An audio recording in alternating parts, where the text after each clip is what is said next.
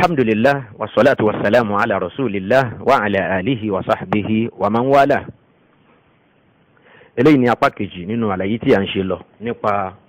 ìgbàgbọ́ Ahmadiyya káàkiri àgbáńlá ayé lórí gbogbo ìran mùsùlùmí tó wà láyé. Níbi tí mo ti ń fìdí ẹ̀ múlẹ̀ nínú àwọn ìwé Ahmadiyya fúnra wọn wípé ìgbàgbọ́ wọn òun náà ni pé gbogbo mùsùlùmí ayé pátápátá keferi ni wọ́n ká tó wá sọ pé ní tí kìí ṣe mùsùlùmí. Nítorí kíni? Nítorí wípé wọ́n gbà pé ànábì Muhammad sallallahu alayhi wa sallam òun ní pẹ̀kún gbogbo àwọn ànábì Ọlọ́run, kò sí ànábì míì má lẹ́yìn ẹ̀, yálà ànábì tí ó ní ṣẹ̀ríà tuntun àbí ànábì tí ò ní ṣẹ̀ríà tuntun tí ó kàn máa gba ìmísí látọ̀dọ̀ Ọlọ́run. Nítorí pé àwọn mùsùlùmí wọ́n nígbàgbọ́ nínú Suratul Ahzab, ìyẹn Quran chapter 33 verse 40, níbi tí Ọlọ́run bá lékè láti sọ wíbẹ̀ pé ibi tọ́lọ́run ti ń sọ wípé ma kana Muhammadun aba ahadin min rijalikum walakin rasulallahi wa khataman nabiyyin wa kana Allahu bi kulli shay'in alima. Ibi tí Ọlọ́run ti jẹ́ kó yé wa wípé anabi Muhammad sallallahu alaihi wasallam òun náà ní ìpẹ̀kún gbogbo àwọn anabi Ọlọ́run. Látàná wá títí dè ní ìgbàgbọ́ gbogbo mùsùlùmí ayé lélẹ́yìí, kì í ṣe ìgbàgbọ́ ahlus sunnah àbí ìgbàgbọ́ àwọn onírùngbọ̀n. Látàná wá òun sì ní gbogbo mùsùlùmí ayé ti lápanupọ̀ wípé ẹni bá takò ọ̀rọ̀ yìí tó wá nígbàgbọ́ pé anabi míì tún bọ̀ lẹ́yìn anabi sallallahu alayhi wa sallam yàtọ̀ fún sísọ̀kalẹ̀ anabi Isa alayhi salatu wa salam, léyìí tá a ti gbọ́ ọ̀rọ̀ ẹ̀ yìí tá a mọ̀ wípé kò wá níwà anabi tuntun, bẹ́ẹ̀ ni kò wá níwà anabi Ọlọ́run tó wá ṣàtakò sí àyàtà àkàyẹn, bí ó ṣe pé Ọlọ́run fẹ́ kó wáyé nítorí bí ọ̀rọ̀ ẹ̀ ṣe rìn tí ọ̀rọ̀ anabi kan rìn bẹ́ẹ̀. Ọlọ́run kó ṣàlékún kí àti ìgẹ̀fà anabi Isa àtànabi wa Muhammad sallallahu alayhi wa sallam. Àwọn onímọ̀ ti gbà látàná wá gbogbo mùsùlùmí wípé ẹni bá nígbàgbọ́ pé ànábì mi tún wà lẹ́yìn ànábì sallallahu alaihi wasallam, ẹni bẹ́ẹ̀ ni ó lè jẹ́ mùsùlùmí. Kèfèrí ni pọ́nbélé, nítorí wípé òǹtọ̀hún náà takò tó fojú hàn nínú ọ̀rọ̀ Ọlọ́run. àìmọye àdìsí ànábì sallallahu alaihi wasallam lànàbì tí jẹ́ kó yé wa wípé la nabiyya ba'di wa ana khatamun nabiyyin. ànábì sọ lọ́nà tí ò ní túmọ̀ míì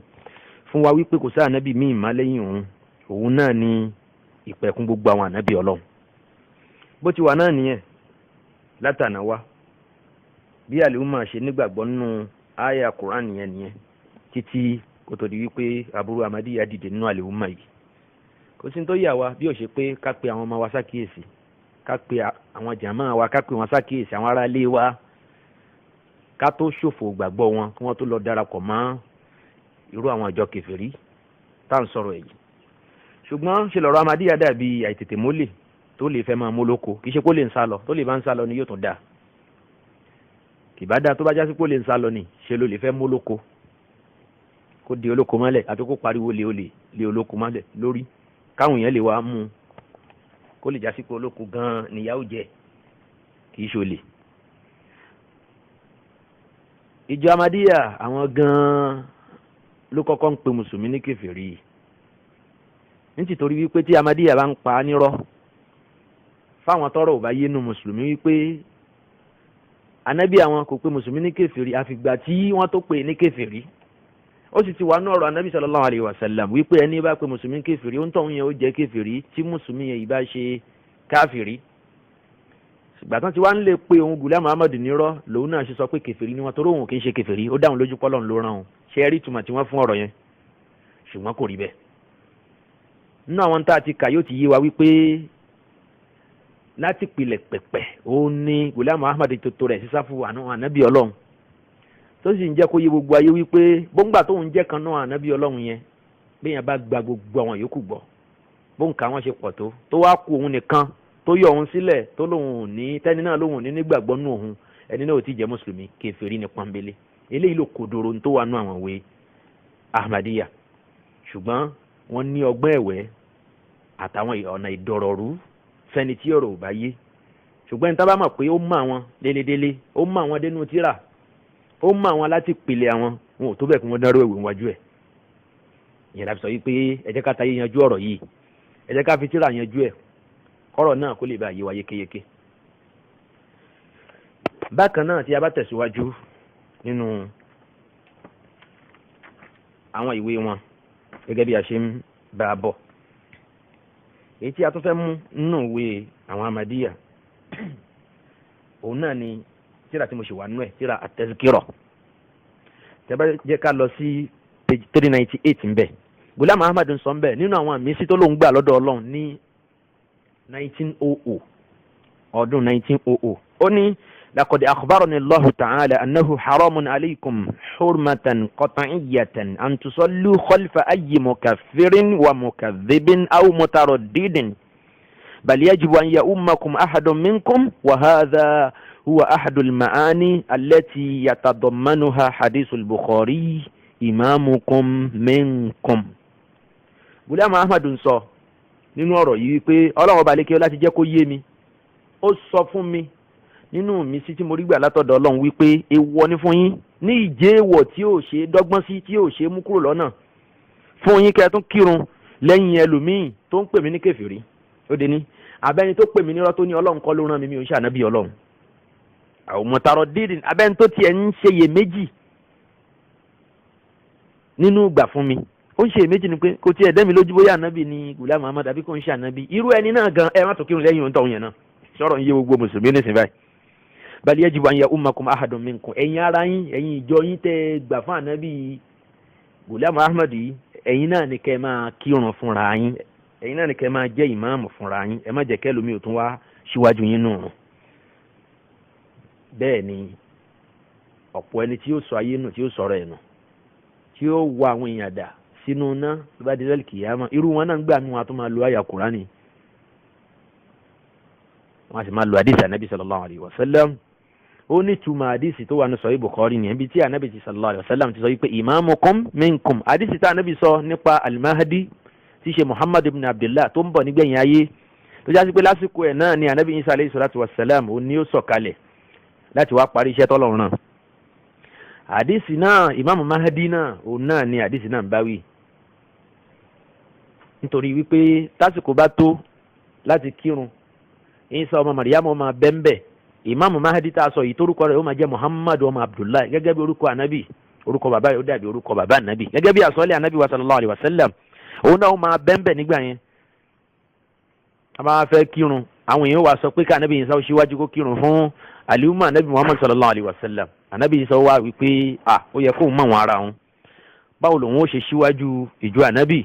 nínú òrun, òun ò tó bẹ́ẹ̀. torí náà ńkọ́ ànábì sallallahu alayhi wa sallam ó ní tí ó ṣẹlẹ̀ ńjọ́ náà ni pé imamukum minkum, ẹni tí ó máa já síwájú yín lọ́jọ́ náà lọ́hùn ara yín náà ni kò ní jẹ́ àjòjì, kò ní jẹ́ Isa ọmọ Maryam. ànábì Isa tóbi púpọ̀ nípò lóòótọ́, ṣùgbọ́n tó ń ti bẹ́ẹ̀ náà Ọlọ́run pàtàkì ó bàbàrà ànábì Muhammad sallallahu alayhi wa sallam. mo fẹ́ kí gbogbo mùsùlùmí ó fọkàn sí ọ̀rọ̀ Ahmadiyya ń kírun lẹ́yìn mùsùlùmí àbí wọn kírun lẹ́yìn mùsùlùmí. àwa náà ti rí i pé ó fojú hàn pààyàn nínú àkọọ́lẹ̀ yìí nísìnyí wípé ànábì wọn ti ṣe é léwọ̀ fún wọn látàná wá wípé ẹ gbọ́dọ̀ kírun lẹ́yìn àwọn mùsùlùmí. ẹni tí ó máa jẹ́ ìmáàmù yín òun náà lẹni tó bá jẹ́ Ahmadi tó nígbàgbọ́ nínú òun ànábì Ghulam Ahmad, ànábì tuntun, ànábì òpùrọ́, ẹni náà ni kó máa jẹ́ ìmáàmù yín. àmẹ́ni tí ó bá ti nígbàgbọ́ nínú òun ẹ má kírun lẹ́yìn ẹ̀. ṣùgbọ́n Ahmadiyya àwọn máa wọ ọgbẹ́ ẹ̀wẹ́ láti máa yí ọ̀rọ̀ náà padà, máa sọ fáwọn mùsùlùmí pé ó dáńgbà tí àwọn mùsùlùmí gbà pé kèfèrí la bó lòun ṣe wá fẹ́ kírun lẹ́yìn ẹni tó jẹ́ kèfèrí, àbí bó lòun ṣe fẹ́ kírun ní mọ́ṣáláṣí àwọn tí ó ń gbógun ti àwọn. ìtumọ̀ mí náà ń fún ọ̀rọ̀ yẹn, ṣùgbọ́n tó wà náà tíra yàtọ̀. mo fẹ́ kí mùsùlùmí kí á gbọ́ ọ̀rọ̀ náà ká gbọ́ yé dáadáa, ká má bàa ṣe ìgbàgbọ́ wa lófò, ká sì má bàa lajúlẹ̀ káwọn ọmọ wa ká máa mú Ahmadiyya wálé gẹ́gẹ́ bí ọkọ. ká kíyèsí nítorí wípé lórí ọ̀rọ̀ gbàgbọ́ àwọn àdìsọ́kàn òun náà ni ọba àlekíọ́lá, òun náà ni ó dọ ọmọ ẹ̀dá ènìyàn lẹ́jọ́ tó bá dijọ́ àlìkìyàmà, kọ́lọ́n kó kàwá káwọn tí ó là. ẹ jẹ́ ká bọ́ sínú tíra míì, nínú tíra Ghulam Ahmad bákan náà tó pè ní arba'in li itmam al-hujjati ala al-mukhalifin. nínú tíra yìí tí Ghulam Ahmad kọ, ẹ jẹ́ ká lọ sí page 90 tààrà. ní page 90 yẹn tàbá rọra wọ ọwọ́ ọ̀sàlẹ̀ níbi footnote yẹn bẹ́ẹ̀ ẹ̀ẹ́dì tán kọ nọ́mbà 47. Ghulam Ahmad al-Qadiani ó ń sọ nínú tírà náà wípé yattadihu min hadha al-kalam al-ilahi ó ti fojú hàn nísìnyí ọ̀rọ̀ Ọlọ́run ọba àlekè ọlá yìí anna alladhina yukaffirun wípé àwọn tó ń pe òun Ghulam Ahmad ní kèfèrí torí pé òun pera òun lánàbí Ọlọ́run torí pé òun sọ pé ó di dandan fún gbogbo ayé láti gbà òun gẹ́gẹ́ bí ànábì kí wọ́n tó lè wà àlùjánnà wa yukadhibun tí wọ́n sì ń pè òun nírọ́ tí wọ́n tẹ̀lé òun táwọn gbà òun lódodo táwọn gbà fóun ó ló ti yé nísìnyí pé Ọlọ́run ọba àlekè ọlá sọ nínú revelation tóun rí gbà yìí tó wà lókè yìí Ọlọ́run sọ ń bẹ̀ pé ìwàwú àwọn èèyàn bẹ́ẹ̀ hum qawmun halikun ẹni parun ni wọ́n parun láyé wọ́n parun lálẹ́ kìyàmá wọ́n parun tọmọtọmọ ni. fala yastahiquna an yusalli wara'ahum ahadu abna'i jama'ati gbogbo àwọn tí wọ́n gbà fóun náà kò lẹ́tọ̀ọ́ kẹ́nìkan nínú àwọn ọmọ ẹ̀yìn kí wọ́n kírun lẹ́yìn wọn. ṣé ń gbọ́ nísẹ̀yìn bàbá wa ńlẹ̀ Yorùbá a tẹ̀lé tó wà nù tíra àbí a máa ṣàjàngbìlà a máa gbèjà Ahmadiyya pé ẹ má pẹ́ nìkan gèfèrè yẹ fọlọ́run lẹ̀ kó dájọ́ ṣé ń tọ́lọ̀ ń sọ la fẹ́ sọ àbí báwa ṣe rò kó yẹ kọ́rọ̀ orí tíra wọn ló kún fún ìpè mùsùlùmí ní kèfèrí yìí àtọkùnrin àtobìnrin wa àtàfà àgbà àtàwọn ọmọ kí gbogbo apátápátá kèfèrí nítorí pé àgbà nábì wọn gbọ́ òun náà lè rí yẹn pé èèwọ̀ ni fún alámadí láti kírun lẹ́yìn ẹni tí kì í bá ṣamadí torí pé ẹni tí ò ń ṣamadí yìí kò nígbàgbọ́ nínú ànábì títí ẹ̀ so kó má kírun lẹ́yìn ẹ̀ kódà wọ́n tún bá a débi wípé kódà ẹnu pé yẹn kàn hesitate lásán kì í ṣe kó pe Ghulam Ahmad ní kèfèrí kò pé lópùrọ́ àmọ́ ó kàn ń ṣe iyèméjì pé òun ò mọ̀ ẹ fòun sílẹ̀ òun ò tiẹ̀ fẹ́ dá sọ̀rọ̀ Ahmadiyya dé yìí ẹni náà gan kò yẹ lẹ́nu tó yẹ kẹ́ kírun lẹ́yìn ẹ̀ bó ṣe wà nù tíra wọn nìyẹn ẹ tẹ̀síwájú ní page 90 nù tíra 40 ti Ghulam Ahmad ó ní fa hal yumkinu li hayyin an yusalli khalfa mayyitin ṣé wàá rọrùn bí kí alààyè èèyàn kó máa kírun lẹ́yìn òkú ṣẹ̀gbọ́n tí Ghulam Ahmad tó fi gbogbo yín wé ṣẹ̀rin tó fi gbogbo mùsùlùmí ayé wé ẹ̀rin tó fi gbogbo ìmáàmù tó wà láyé yìí pátápátá ẹ̀rin tó fi wọ́n wé ó ní òkú ni gbogbo wọn pátápátá kódà bí wọ́n fẹsẹ̀ méjì rìn lórílẹ̀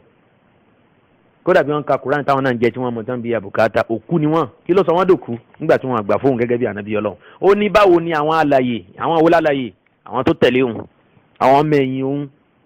àwọn tó gbà òun lánàbì Ọlọ́run tó gbà òun ní mẹ̀sáyà báwo ni alààyè ó ṣe máa kírun lẹ́yìn òkú fatadhakaru onítorí náà ń kọ́ ẹ̀yìn ọmọ ẹ̀yìn mi ẹ lọ rántí anna Allaha subhanahu wa ta'ala akhbarani ipe Ọlọ́run ọba alikiola ó ti fún un nírò annahu haramun alaykum qat'an an tusallu khalfa ayyi mukaffirin aw mukadhibin aw mutaraddidin bá ṣe kálẹ̀ kan inú ìwé mi tún lélẹ́yìí wípé Ọlọ́run ti ṣe léèwọ̀ fún yín pé kẹ́ kírun lẹ́yìn ẹni tó ń pè mí kèfèrí abẹni tó ń pè mí lópùrọ́ abẹni tó tiẹ̀ ń ṣe iyèméjì nípa pé òun rárí dájú lórí pé bóyá Ọlọ́run ń rán òun Ghulam Ahmad àbọ́lọ́run ò rán òun ó kàn ń ṣe iyèméjì ẹ má kírun lẹ́yìn irú wọn bal yajibu an ya'ummakum ahadun minkum ara yín náà ní kẹ́ ti yan ìmáàmù wo gbàtẹ́ bá fẹ́ kírun wa ila hadha yushiru janibu min hadith al-Bukhari imamukum minkum ó tún tẹ̀síwájú láti máa lo àdìsí nínú Sahih Bukhari ní ìlòkulò wípé ẹni tí ò bá ti gbà fún un kò lẹ́tọ̀ọ́ kí wọ́n kírun lẹ́yìn ẹ̀ torí pé kèfèrí ló ń tọ̀hún náà òkú lonítọ̀hún ẹ mọ̀ pé gbogbo orú èèyàn bẹ́ẹ̀ wọn lẹ́tọ̀ọ́ sí àánú Ọlọ́run. ó ní indama sayanzilu al-masihu fayakunu lizaman alaykum an tatruku nihahiyan sa'ira al-firaqi allati tadda'i al-islam. ó ní torí náà nǹkan Ọlọ́run ti sàsọ́ọ́lẹ̀ anábì náà ti sọ wípé nígbà tí alimasihu bá padà dé nígbẹ̀yìn ayé tẹ́ ẹ̀ bá gbàgbé gbogbo ààyè nínú tíra pátápátá òun náà ni Ghulam Ahmad ti ń rí fáàsì rẹ̀ gẹ́gẹ́ bí masihu náà kì í ṣe anabi Isa ọmọ Maryam ó lóun ni alimasihu tí wọ́n ló ń bọ̀ nígbẹ̀yìn ayé tí ó padà sọ̀kalẹ̀. ó wá ní tó bá tó àsìkò náà gbogbo èèyàn ọmọlẹ́yìn ń gbogbo mùsùlùmí ayé pátápátá gbogbo àwọn àjọ òní ẹ̀yẹ àwọn tí wọ́n ti di ìjọ náà. ara yín náà ni kí ẹ máa jẹ́ ó máa ṣàṣíwájú yín wasayakunu imamukum minkum ọ̀tọ̀ ni túmọ̀ àdìsí yìí o ọ̀tọ̀ ni túmọ̀ tí Ghulam Ahmad ń fún ṣùgbọ́n àwọn afẹ́sìn ọlọ́mọba àsan wọn lẹ́sàn-án rí ọlá pé wọn ò dákẹ́ mùsùlùmí ò ní sọnù àwọn èèyàn díẹ̀díẹ̀ lè máa sọnù ṣùgbọ́n gbogbo àlùmọ́ anábì sallallahu alaihi wasallam wọn ò ní sọnù pátápátá gẹ́gẹ́ bá anábì ṣe sọ wípé walan tajtami'a ummati ala dalalatin àlùmọ́ wọn ò ní panupọ̀ kí gbogbo wọn wá nù pátápátá kò ní ṣẹlẹ̀ bẹ́ẹ̀ àwọn kan sọnù lóòótọ́ kódà wọn lè pọ̀ ló ń kà ṣùgbọ́n àwọn tí ò sọnù nì àwọn tí wọn gbogbo àwọn wà wékìfù wọn wà wọ́chìfù wọ́n á wà tàláàtì láti máa tàwọn èèyàn jí pé ẹ má sùn dédé ibi tóun wọn bá dé wọn ò ní yé máa sọ bẹ́ẹ̀ náà ṣe ń sọ ẹnu wọn bá ń tí mò ń sọ yìí tí ó sì wúlò fáwọn kan nínú ẹni tó bá létí tó fẹ́ gbọ́. fa alaykum an ta'malu bidhalik ó ní ọ̀rọ̀ yìí ni kẹ́ ẹ fi ṣiṣẹ́ ṣe o. fa hal turiduna an takuma alaykum hujjatullah sẹ́yìn ọmọlẹ́yìn mi tẹ́ bá lẹ́ ń tẹ̀lé àwọn jàmáà yòókù tẹ́yìn náà ń rí wọn gẹ́gẹ́ bí mùsùlùmí ṣé ẹ fẹ́ kí ọ̀rọ̀ Ọlọ́run kó ṣẹlẹ̀ yín lórí ni. wa tahbata a'malukum wa antum la tash'urun ṣé ẹ fẹ́ kí gbogbo ṣẹ́yìn ó bàjẹ́ ni tẹ́ẹ̀sì ní fura pé iṣẹ́ yín ti bàjẹ́ ẹ wà dálìkì àmọ́ ẹ múlẹ̀ mọ́fò. falladhi yaqbaluni Ghulam Ahmad ní òòrẹ́ ní tó bá gbà mí gbọ́ bisidikil qalbi ẹni tó bá gbà mí lódodo tọkàntọkàn fa huwa yuti'uni aidan bi ikhlas ó tún gbọ́dọ̀ máa tẹ̀lé àwọn àṣẹ mi àwọn ọ̀rọ̀ mi pẹ̀lú inú kan ọkàn kan láì ṣe iyèméjì wa ya'tabiruni hakaman fi kulli amrin ó sì gbọ́dọ̀ máa kà mí kún agbẹnusọ fún Ọlọ́run olùṣèdájọ́ lórílẹ̀ aṣojú Ọlọ́run lórílẹ̀ lórí gbogbo àlámọ̀rí pátápátá wa yatlubu minni al-hukma fi kulli niza' ohun tí mo bá sọ lẹ́ni náà gbọ́dọ̀ tẹ́tí gbọ́ ohun tí mo bá wí lẹ́ni náà gbọ́dọ̀ tẹ̀lé nínú gbogbo àlámọ̀rí ẹni náà gbọ́dọ̀ ta mí lẹ́nu rárá torí pé Ọlọ́run ló rán òun ṣẹ́ngbọ́n tí Ghulam Ahmad ń sọ níbí ẹni náà gbọ́dọ̀ gbà lórí gbogbo àlámọ̀rí ẹ̀ wípé n tóun bá dá òun náà lẹ́jọ́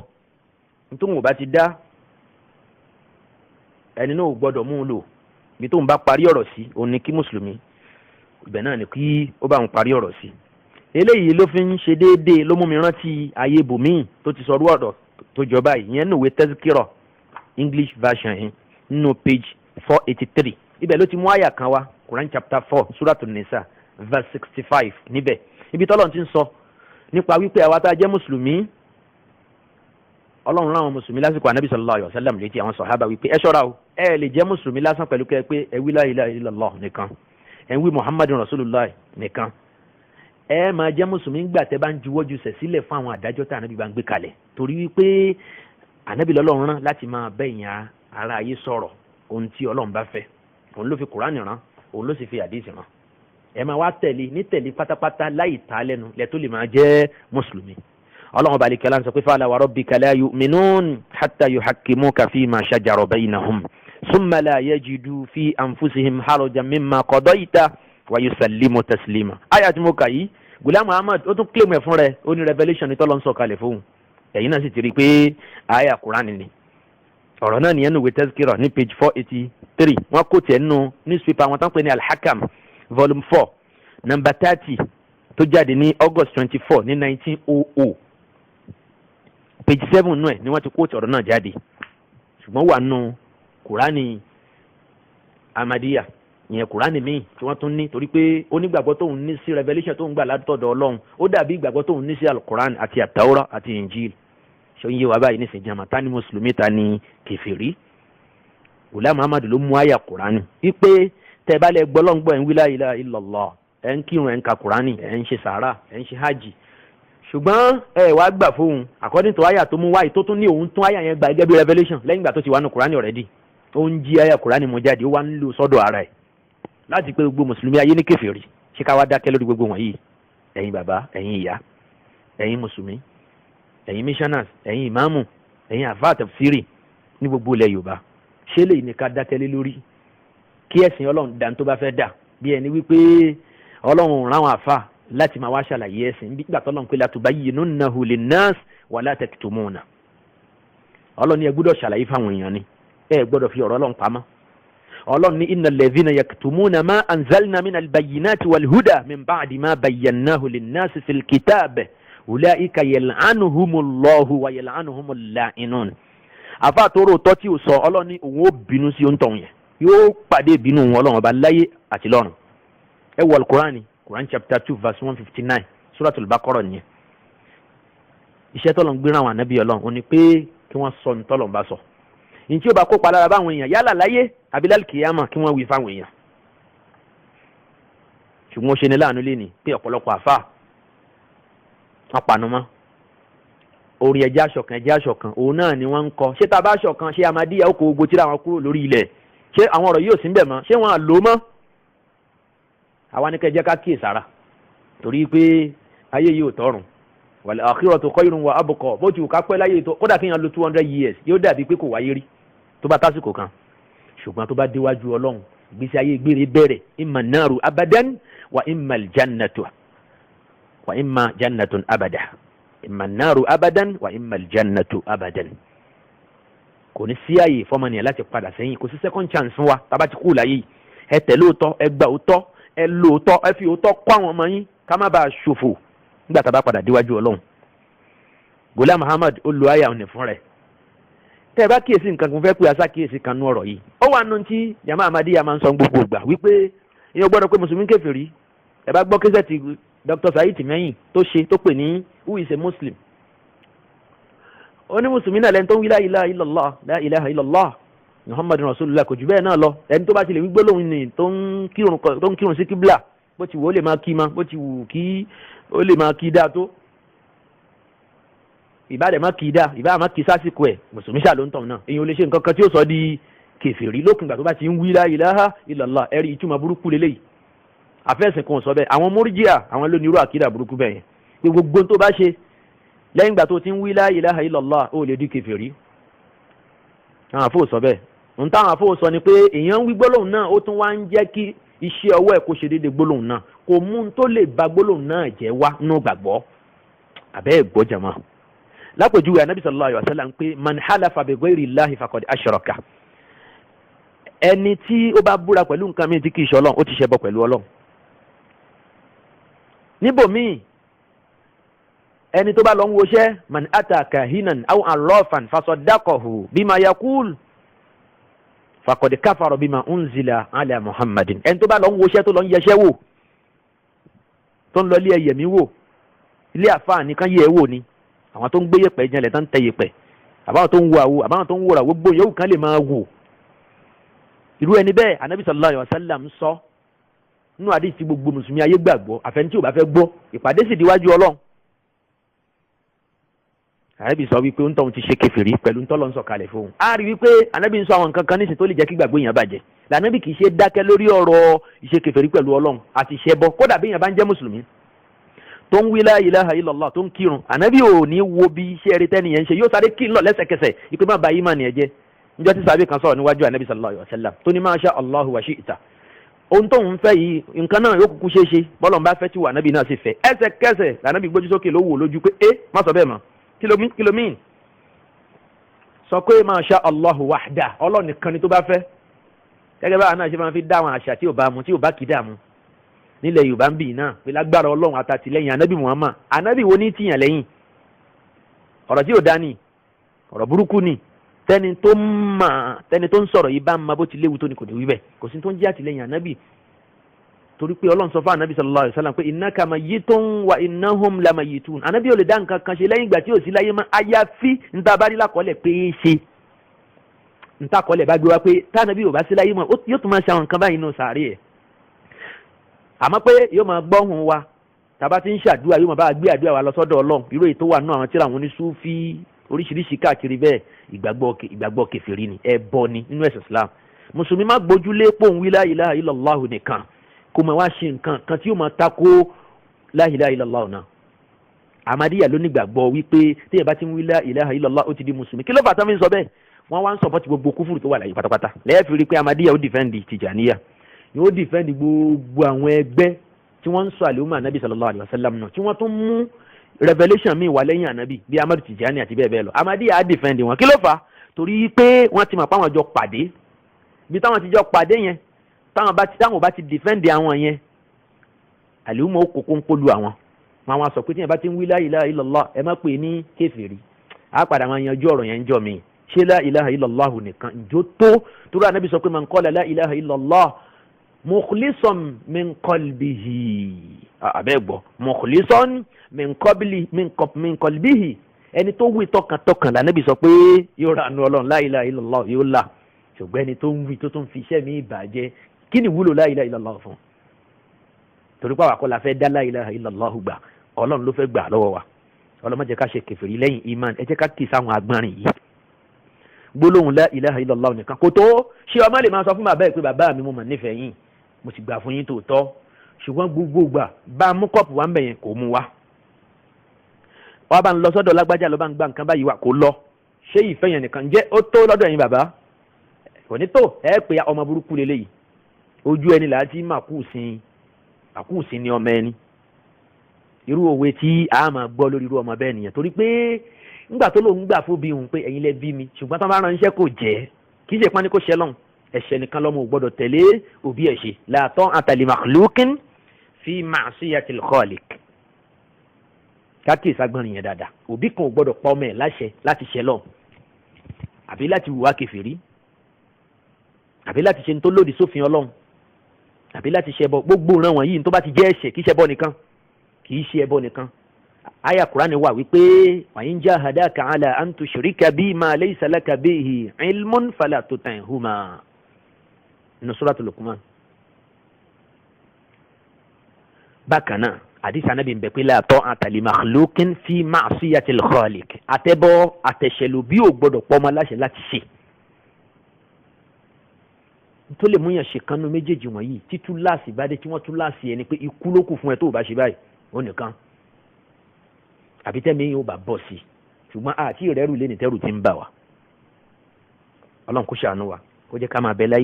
láàyè pẹ̀lú àánú ọlọ́run ẹ jẹ́ ká kíyèsí àwọn ọ̀rọ̀ tí mo sáré fi sínú ọ̀rọ̀ yìí mi ìfẹ́ kó lọ bẹ́ẹ̀ tẹ́lẹ̀ ṣùgbọ́n mo rí kó ṣe pàtàkì púpọ̀ níbi tí mo bá ọ̀rọ̀ dé yẹn ká má jẹ́ kí jàmá Ahmadiyya tàn wá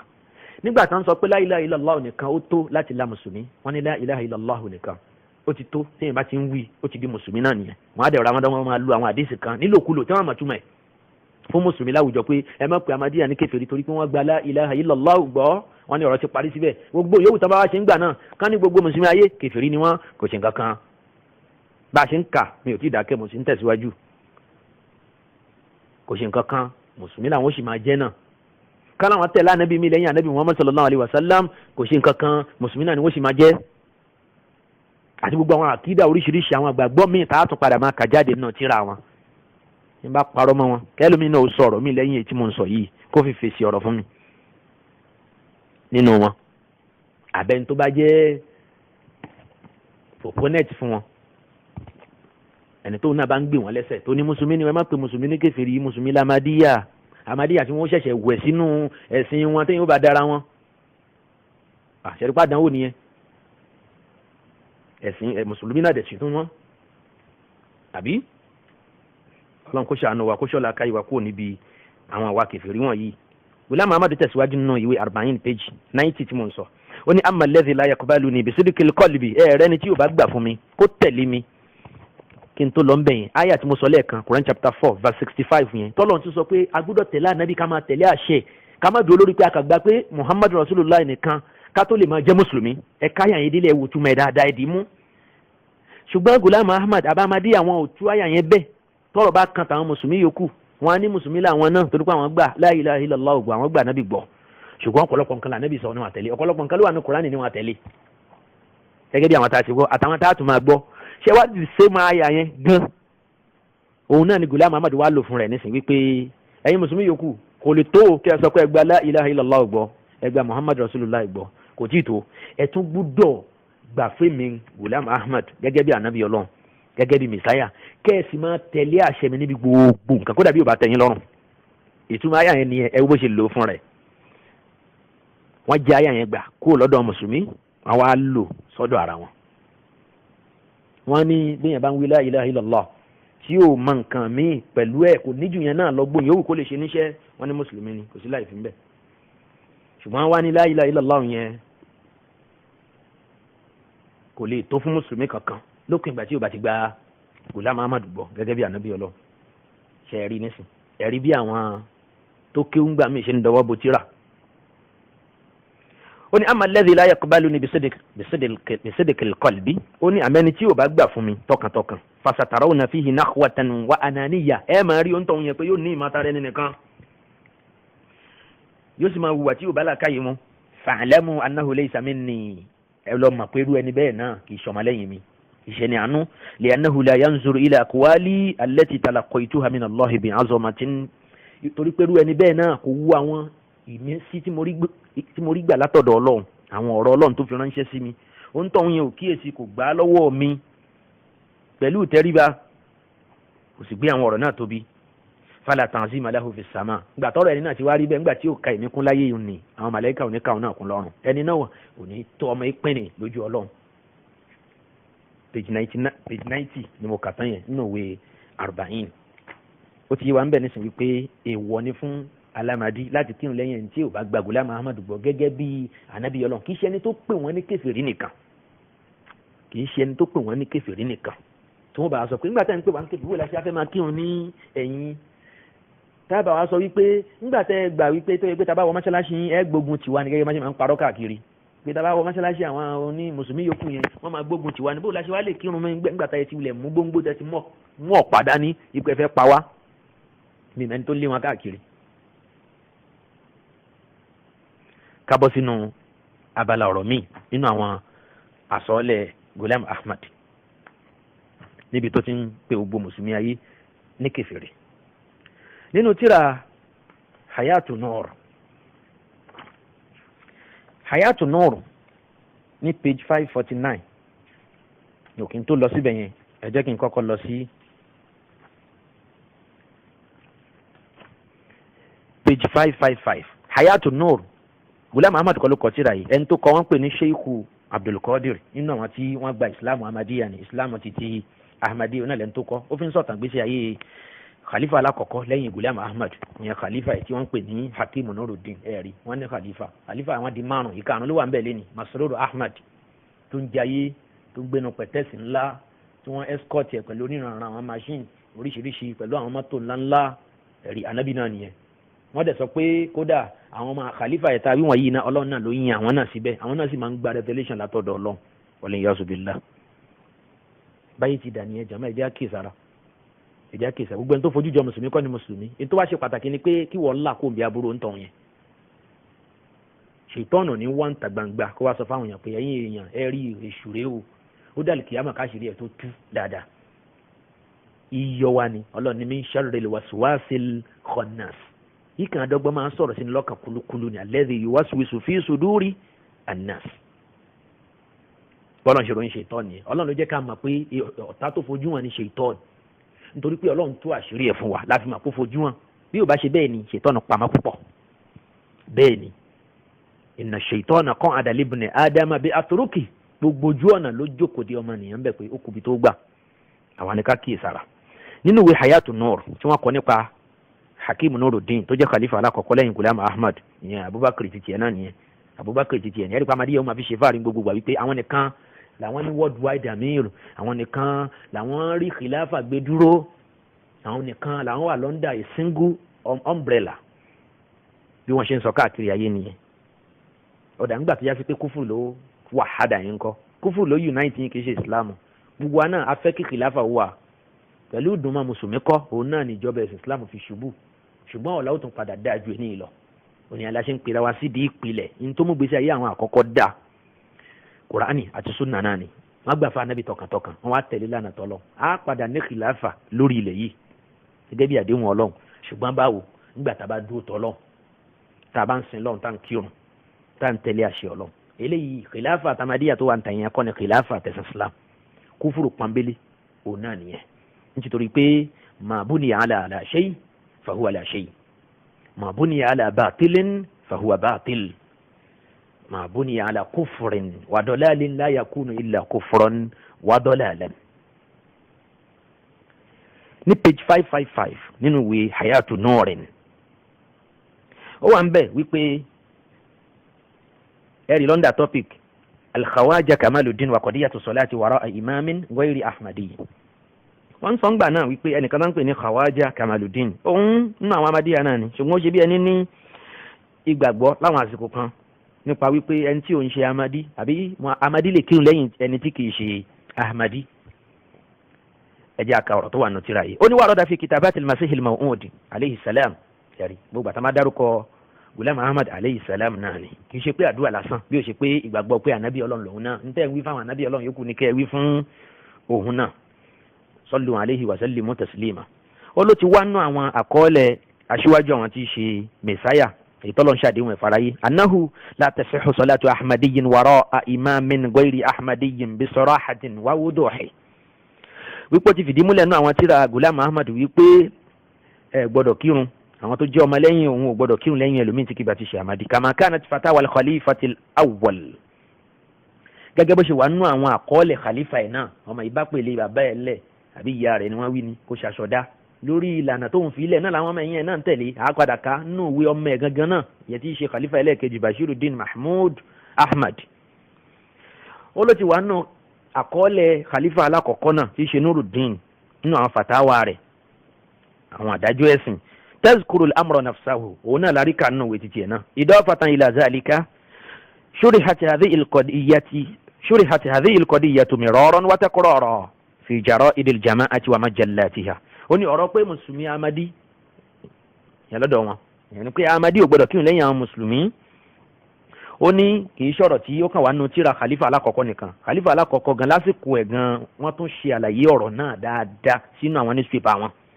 àtàwọn magazines wọn. fàbímà anna al-khawaja kamaluddin ó ní ìgbà tó sì já sí pé khawaja kamaluddin qad abda da'afahu yẹn ni tó ń pè ní khawaja kamaluddin yìí ó ti fi hàn pé òun lẹ torí pé khawaja kamaluddin wà náà tó kọ́kọ́ bẹ́sẹ̀ sẹ́yìn lórí ọ̀rọ̀ ìpè àbúrò la ṣe ní kírun lẹ́yìn àwọn mùsùlùmí lórí táà nílé kírun lẹ́yìn wọn kí lẹ fẹ́ dálẹ̀ láwùjọ yìí òun náà dẹ̀jà ara wọn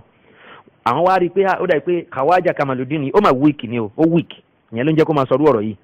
لذلك فقد أعلن منسق الجلسة السنوية عن كلمة الخواجة حول هذا الموضوع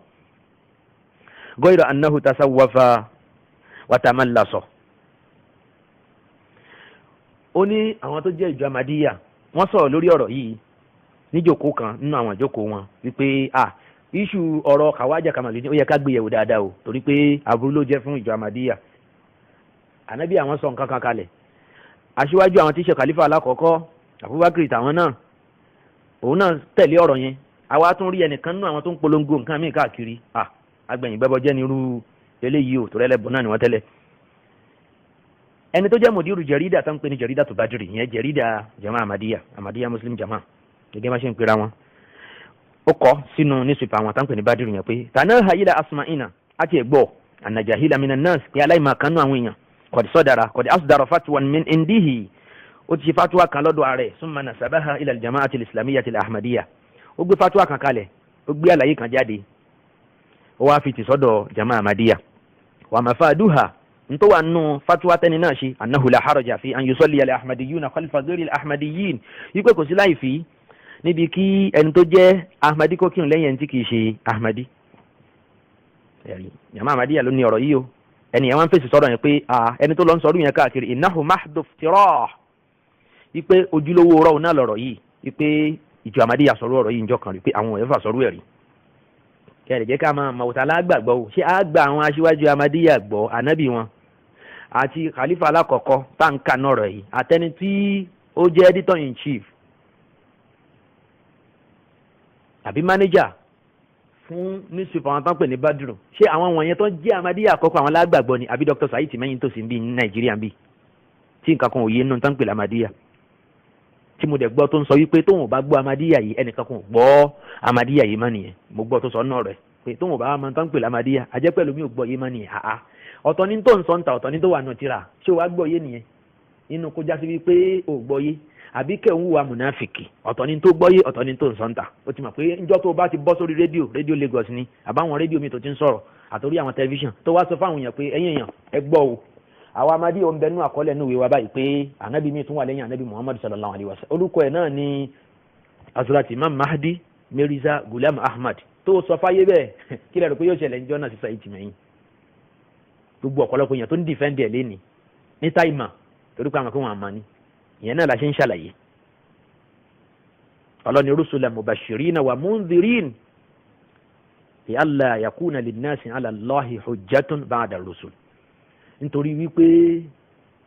ọlọ́run rán àwọn ànábì ẹ̀ ó rán wọn sáyé nítorí pé kán lè ṣàlàyé ọ̀rọ̀ fáwọn èèyàn àwọn ànábì ọlọ́run ò sí mọ́ àwọn àrólé wọn àwọn ọmọ kéwù àwọn àfa àwọn náà tẹ̀síwájú láti máa ṣàlàyé yẹn ìwé náà làwọn náà ṣe ń ṣe pé káwọn èèyàn má bàa sọnù ìsìláàmù la nífẹ̀ẹ́ sí jàǹdùkú bíi báwo ìdàgbòrúurú bíi báwo ta ló ń dàgbòrú gan-an ta ló ń dàgbòrúurú ṣẹ́ni tó ní àwọn ọ̀rọ̀ tá à ń kọ yìí ni àbáwá tá à ń ka wípé ayé ẹ mà jẹ́ àkíyèsára o ọ̀tọ̀ ni táwọn èèyàn nínú ìwé wọn ọ̀tọ̀ ni tí wọ́n ń sọ síta ta ló ń dàgbòrúurú gan kí ló dé tó lóòótọ́ ló wá dé kàlù ẹ̀yin mùsùlùmí ẹ̀yin ìmáàmù ẹ̀yin àfa tafsiri ẹ jẹ́ ká kíyèsára ẹni tó bá sì ń sọpọ́tì Ahmadiyya kó kíyèsí torí pé man tashabbaha bi qawmin fahuwa minhum wal mar'u ma'a man ahabba tó bá dìfẹ́ǹdì àwọn èèyàn kan ìwọ pẹ̀lú wọn ẹ jọ wà ń sáfù kan náà jọ alkiyama ni sọ̀rọ̀ mi lọ́rọ̀ tí mò ń sọ yìí tí mo bá parọ́ ẹni tí mò ń sọ yìí tí ò bá tẹ́ lọ́rùn kó sọ títí ẹ̀ náà jáde kó sì jẹ́ kémi náà gbọ́ bóyá máa róòtọ́ dì mú ń bẹ̀ torí ìmọ̀ òpin síbi kan bẹ́ẹ̀ ni a mà bẹ́ẹ̀ lóòótọ́ ṣùgbọ́n èyí tí mò ń sọ yìí àrídájú wà lórí ẹ̀ lẹ́kùnrẹ́rẹ́ ni mo ṣe ń kóòtì tíra mo ń kóòtì péjì bẹ́ẹ̀ yẹn bá tún fẹ́ kí n sọ bí tá ti tẹ tíra yẹn gan máa tún sọ àmì ìtàsí àwọn tíra tí mo ń kóòtì ó wà lórí sáìtì àwọn Ahmadiyya gan fúnra wọn níbi tí wọ́n kó àwọn ìwé wọn sí ìwé Ghulam Ahmad àti ìwé àwọn khalifa rẹ̀ márààrún ọ̀pọ̀lọpọ̀ nú ẹ̀ ni mo ti láǹfààní sí torí pé fúnra wọn ló gbé e ta tó bá jásí pé wọ́n fi àwọn aburú wọn yìí pamọ́ ni wọ́n ń dà kan nù yàrá ní níṣòro ṣùgbọ́n wọn àgbé pamọ́ wọ́n dídí gbé sórí ẹ̀rọ agbọ́rọ̀káyé kò pamọ́ fẹ́ni kankan mọ́ àfẹ́ntí ò bá fẹ́ ní lókù lóòótọ́ viruses ni fẹ́ káwọn mùsùlùmí ó máa lọ sírú ààyè yẹn ṣùgbọ́n nítorí wípé aláwọn onímọ̀ tá à ń gbé ọ̀rọ̀ wọn yẹ̀wò nígbà tó bá ti fẹ́ dàrú mọ́ wa lọ́wọ́ á tún padà sọ́dọ̀ àwọn onímọ̀ yẹn pé kí l'Ọlọ́run sọ kí l'Ànábì sọ ṣùgbọ́n tí ò bá ní fọkànbalẹ̀ lórí ara ẹ̀ tẹ́sìn ò tí ì yé kó má lọ máa tójú bọ́rú àwọn ìwé tá à ń sọ wọ̀nyí yóò kó virus tá a wá ń wí yìí ni ó lè lídìí ó ń sọ yẹn sínú Jahannam Ọlọ́run kó ṣọ́ wa kó ń bí aburú ná ṣùgbọ́n gbogbo ẹni tó bá fẹ́ wá àrídájú gbogbo tí mò ń sọ yìí mo kó síwájú báyìí mo fi ń sọ̀rọ̀ èyí pé mo hun ní ọpọlọ mi ẹni náà lè béèrè fún ẹ̀dà àwọn ọ̀rọ̀ tá à ń sọ wọ̀nyí tí ò bá láǹfààní àti lọ́kù níbi tá a sọ pé àwọn ní nǹkan wọn rọ àwọn àkìtàn náà wọn rọ̀ dà sí ìyẹn lórí sáìtì wọn. nítẹ̀síwájú wọn ní ọ̀rọ̀ tẹ́ni yìí ń sọ yẹn Kamaluddin Khawaja yìí irọ́ ni o àbí Khawaja Kamaluddin irọ́ ni falam yufti hadratu khalifatil masih bimithli hadhihi alfatwa ẹ̀rí ìjọ Ahmadiyya sáré ń pe ọ̀rọ̀ yẹn nírọ́ wípé Khawaja Kamaluddin irọ́ ló ń pa mọ́ khalifa anabi àwọn tí í ṣe Nuruddin pé kò ṣerú fatwa bẹ́ẹ̀ nígbèsè ayé rí wípé ẹni tí ó jẹ́ Ahmadi lè lọ máa kírun lẹ́yìn ẹni tí kì í ṣe Ahmadi ó fìdí ẹ̀ múlẹ̀ wípé kò sọ bẹ́ẹ̀ rí nílé ayé ẹ̀ ipò ànábì àwọn àbí khalifa ànábì àwọn kò sọ̀rọ̀ ọ̀rọ̀ náà o page tó tẹ̀lé yẹn page 556 fayastahilu an yakuna shakhsun ghayru ahmadiyyin imaman lana fi salawatina jama nínú newspaper Ahmadiyya nínú ìwé wọn náà ní gbogbo tí mò ń kà yìí kì í ṣe ìwé àwọn àfa mùsùlùmí yòókù mi ò mú nǹkan kan tí bá máa mú nínú ìwé àwọn àfa mùsùlùmí tí wọ́n kọ nípa wọn inshallah máa jẹ́ kẹ́ gbọ́ pé ọ̀rọ̀ yìí mo wá títí nínú ìwé Ahmadiyya ojú mi ò tó torí àwọn ìwé wọn kan wà the same mi ò tí ì rí inú ìwé yẹn inú ẹni Tiryaqul Qulub inú àwọn ìwé yẹn inú ẹni Kitabul Bariyya inú àwọn ìwé wọn yìí tó ṣe pàtàkì sí mi púpọ̀ mo rí pé àwọn àfa kó ti ọ̀rọ̀ jáde náà ṣùgbọ́n the same kò tẹ̀ mí lọ́wọ́ torí pé mi ò rí níbi tán kó àwọn ìwé wọn sí bóyá mi nú ẹ̀ wọ́n máa fi pamọ́ torí pé àwọn ìwé tí mo ń dárúkọ wọn yìí wọ́n tún ní ọ̀pọ̀lọpọ̀ àwọn àgbákò àtàwọn aburú nú tó tún pọ̀ gan ju àwọn ìtàn sọ yìí lọ. tí ìbá padà wá rí tí mi ò réyàn ràn mí lọ́wọ́ lórí ẹ̀ máa padà ká jáde nínú tíra àwọn afẹ́sìn ìgbà yẹn ni máa tó nídìí pé àfa alágbájá sọ báyìí nínú àfa mùsùlùmí mo rò pọ́rọ̀ ń yé jàmá mi ò fẹ́ lo tíra àwọn àfa mùsùlùmí mo ní lọ́dọ̀ tí kìí ṣe ọ̀kan tí kìí ṣe méjì kódà tí kìí ṣe 40 tí kìí ṣe 50 ṣùgbọ́n mi ò tí ì fẹ́ lọ síbẹ̀ nísìn a fi ṣàǹfààní fẹ́ni tó bá ní ìdí ẹ̀ gẹ́gẹ́ mo ṣe sọ láìmọye ìgbà torí pé ẹ̀sìn òun ló pàtàkì lọ́dọ̀ wa wọ́n ní tọ́dẹ bá ro ìṣẹ́rò ìyà tó jẹ́ nú gbókó tó rẹ́ran pa bó bá gbẹ́ran náà délé kò ní fẹ́ni kankan jẹ́ ń bẹ̀ ṣùgbọ́n abẹ́lẹ́ wọn balẹ̀ kí ọlá kó san àfa mùsùlùmí kó san wọ́n lẹ́sàn-án rẹ̀ kí làwa ṣe àwọn òṣè kankan bó la ṣe fẹ́ gbéra wa sẹ́gbẹ̀ẹ́ wọn igi ọ̀pẹ òun pẹ̀lú igi tòmátò ẹ dákun ǹjẹ́ wọ́n bára wọn dọ́gba ọ̀nà jì síra wọn púpọ̀ àwọn òṣè kankan ní gbìyànjú àwọn àfẹ́sìn ẹ kàgbésí ayé Imam Bukhari ẹ wo wàhálà tó ṣe lórí àdìsí ànábì tí Bukhari wá dẹni táwọn ẹlòmíín yẹ̀yẹ́ lé ní torí pé wọn àmọ́ wọn àdá àmà ẹni tí yóò dára ẹ̀ mà bó ló ti fẹ́ dá àmà ń Bukhari mà àwọn àfẹ́sìn àwọn onímọ̀ ńláńlá lánàá ẹ̀wọ̀n tá a san wá dà lé ní ń ti torí ìfẹ́ nú ń ti torí àìfẹ́ tẹ̀lé lánàá tí ànábì sallallahu alaihi wasallam Bukhari wá di non-entity ó wá di stupid person lójú àwọn èèyàn pé ó yọ olódo débi pé kódà kò tó gbé èdè lárúbáwá èdè tó fi kọ àìmọye ìwé tí ò fẹ́ dín ní 20 mujalladi ìdí 20 Imam Bukhari wá dẹni tán yẹ̀yẹ́ káàkiri ìgboro Imam Bukhari kì í ṣe Buhari ọmọ Musa là ń sọ tó lọ ṣọ́ọ̀ṣì lọ ṣe wáàsí tó ń lọ kọ́ wọn bí wọ́n ti máa pàtẹ́wọ́ tó lọ ń ṣe wọn lákin sí pé ẹ máa tẹ̀síwájú ọlọ́run lẹ́yìn náà sìn ọ̀nà tí ń lẹ́ ń gbà sí lọ Buhari yẹn kọ́ là ń sọ Buhari president Nàìjíríà kọ́ là ń sọ Al-Imam Bukhari tí wọ́n bí ní year 194 tó wá ṣe wàhálà púpọ̀ tẹ́nìkan ò sínú ẹ̀ nínú wàhálà lórí ọ̀rọ̀ hadith tí gbogbo ayé sì mà bẹ́ẹ̀ ọlọ́run kó bá ṣàlékún kí àti ìgẹ̀ fún Al-Imam Al-Bukhari. mo ń tẹ̀síwájú nínú ìwé hayatu náà rẹ̀ ó nítorí náà ńkọ́ wọ́n ń pe Khawaja Kamaluddin wọ́n pè ní ọ̀rọ̀ yẹn ìjọ Ahmadiyya lásìkò yẹn ẹ̀wà tọdún gbọ̀ngbọ̀n náà ṣé a wà fi gbogbo àwọn ọ̀rọ̀ yẹn sílẹ̀ a máa tẹ̀lé ní tíṣà ìtì mẹ́yìn ń sọ lábúlé tiẹ̀ ń bì ọ̀rọ̀ tí ò lè sọ lójú àwọn aṣíwájú ẹ̀ tí wọ́n wà lókè lọ́hùn yẹn bẹ́ẹ̀ ni kò lè sọ níwájú àwọn tó ní ọ̀rọ̀ táǹkà yìí kóun lọ sọ́dọ̀ wọn lọ́hùn kó lọ sí kọ̀díyà ni wọ́n ń bẹ̀ kó lọ sọ fún wọn bẹ́ẹ̀ ẹsẹ̀kẹsẹ̀ ni wọ́n sọ fún un pé tó wà nù tíra wà kọ́ ló ń kà ṣe rí pé Ahmadiyya póríṣì torí náà ńkọ́ ẹ jẹ́ ká kíyè sára jàmá kí wọ́n má fi búrẹ́dì kó wa lómi ọbẹ̀ lọ kí wọ́n má fi ẹ̀kọ́ taná fún wa ká má pè dúdú funfun fún wa. àwọn olórí Ahmadiyya ń gbà yẹn wọ́n sáré tètè ya pé ọ̀rọ̀ yẹn nírọ́ pé khalifa àwọn Nuruddin kò sọ̀rọ̀ yìí o fayastahilu an yakuna shakhsun ghayru ahmadiyyin imaman lana fi salawatina torí náà ńkọ́ ẹni tí kì í ṣe Ahmadi èèwọ̀ ni láyé kò gbọ́dọ̀ jẹ́ mọ́mú fáwọn nùrù. لقد أعلن الخواجة صاحب أنه سوف يلقي كلمة حول عدم جواز الأحمدي أن يجعل غير الأحمدي إماما له غير أننا لا نعرف الأسباب التي أدت إلى إلغائها. gbàtàn fi ẹ̀sùn yìí kan Khawaja Kamaluddin wọ́n ní òun náà padà wá ṣàdéhùn wípé òun padà sọ ọ̀rọ̀ kan lórí pé lóòótọ́ ni lóòótọ́ correction tán fún òun ti gbà wọlé wípé kò yẹ kí Ahmadiyya kó kírun lẹ́nu kí Ahmadi kó kírun lẹ́yìn tí kì í ṣe Ahmadi. wọ́n ní ẹni tó ní ọ̀rọ̀ yìí tó jẹ́ manager àbí editor newspaper àwọn tán pè ní Badru ìyẹn alámòjútó ìwé ìròyìn yẹn ó ní àmọ́ kí ló wá dé tí Khawaja tí ó tún fòpin sí ọ̀rọ̀ yẹn tí ò padà ṣe bó ṣe sọ pé òun ò ṣe mọ́ wàbí adé ìlú múná sábà nítorí náà ńkọ́ nígbà tọ́rọ̀ yìí débi tó dé yìí torí ẹ̀ náà la ṣe ń sọ pé nalfitun tiba hadratil Khawaja ila an yaktuba maqalan afẹ́ kí Khawaja Kamaluddin wọ́n ti fi ẹ̀sùn ńláńlá wọ́n ti fi kàn án torí pé kan nù wa ní í ṣe ìyẹn náà àwọn Ahmadiyya wọ́n ti wá fẹ̀sùn kàn án wípé ó ń sọ tí Ghulam Ahmad sọ ó ń sọ tí Khalifa Ghulam Ahmad alákọ̀ọ́kọ́ tí ò sọ ó fi ń tì sí lọ́dọ̀ torí náà ńkọ́ kó tètè yá fọ́rẹ̀ mọ́ pẹ̀lú pé kíni an yaktuba maqalan kó kọ ọ̀rọ̀ àpilẹ̀kọ kan hawla hadha al-mawdu' lórí iṣu tá à ń sọ̀rọ̀ yìí tó ń jà ràn yín káàkiri yẹn liyunshara fi jaridati Badri kí wọ́n sì publish ọ̀rọ̀ náà nínú newspaper wa tí ṣe newspaper jama ìtàn pè ní Badru wa dhalika li annahu idha hasala lada ba'di an-nasi su'u fahmin bil mawdu' fayatimmu tadaruku torí pé ó ṣe kọ́pọ̀lọpọ̀ èèyàn kí wọ́n ti ṣe ọ̀rọ̀ náà gbọ́yé ká ti máa lò ó lọ káàkiri pé Ahmadiyya nísìnyí ó tún ti yá o wọ́n lè máa kírun lẹ́yìn ẹni tí kì í ṣe Ahmadi torí náà ńkọ́ ọ̀rọ̀ kọ́rọ̀ ní o ká lè tètè ya tún ṣe nù làákàyè àwọn èèyàn ṣé mùsùlùmí àgbáyé jẹ́ ń gbọ́rọ̀ yìí ẹni yìí tẹ̀síwájú ó ní walakin al-asaf ṣùgbọ́n ó ṣe ní láàánú púpọ̀ kulla al-asaf ó ṣe ní láàánú púpọ̀ sẹ́ anal Khawaja wípé Khawaja Kamaluddin lam yulki kalimatan kò sọ̀rọ̀ tó ṣàdéhùn pé òun ó sọ lórí ọ̀rọ̀ yìí yẹn ni pé kò kó ọ̀rọ̀ tó sọ jẹ́ walam yaktub maqalan hawla hadha al-mawdu' bẹ́ẹ̀ sì ni kò kọ ọ̀rọ̀ kankan kò kọ átíkù kankan kò kọ ọ̀rọ̀ àpilẹ̀kọ kan lórí ọ̀rọ̀ tá à ń sọ yìí.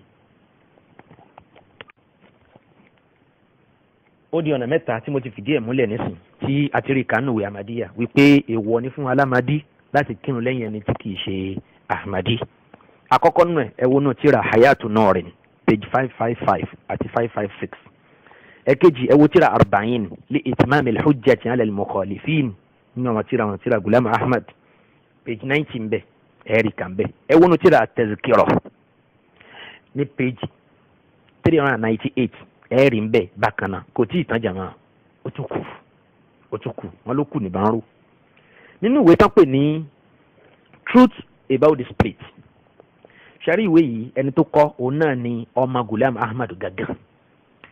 tí mo torí ọ̀pọ̀ ìwé lẹ́ẹ̀kan pé ọmọ ìbá pèlè bàbá ẹ̀ ńlẹ̀ ọmọ ìbá pèlè ìyẹ́ ẹ̀ ńlẹ̀ kò ṣàṣọdá òun gangan ló kọ ìwé yìí truth about the split òun lórúkọ ìwé náà tóbi tí a bá wo pages ẹ̀ yóò fẹ́ lé ní ojú ewé bíi 100 àfi kí ó ṣáájú bẹ́ẹ̀ lọ ìyẹn kọ́ ni mo fẹ́ lò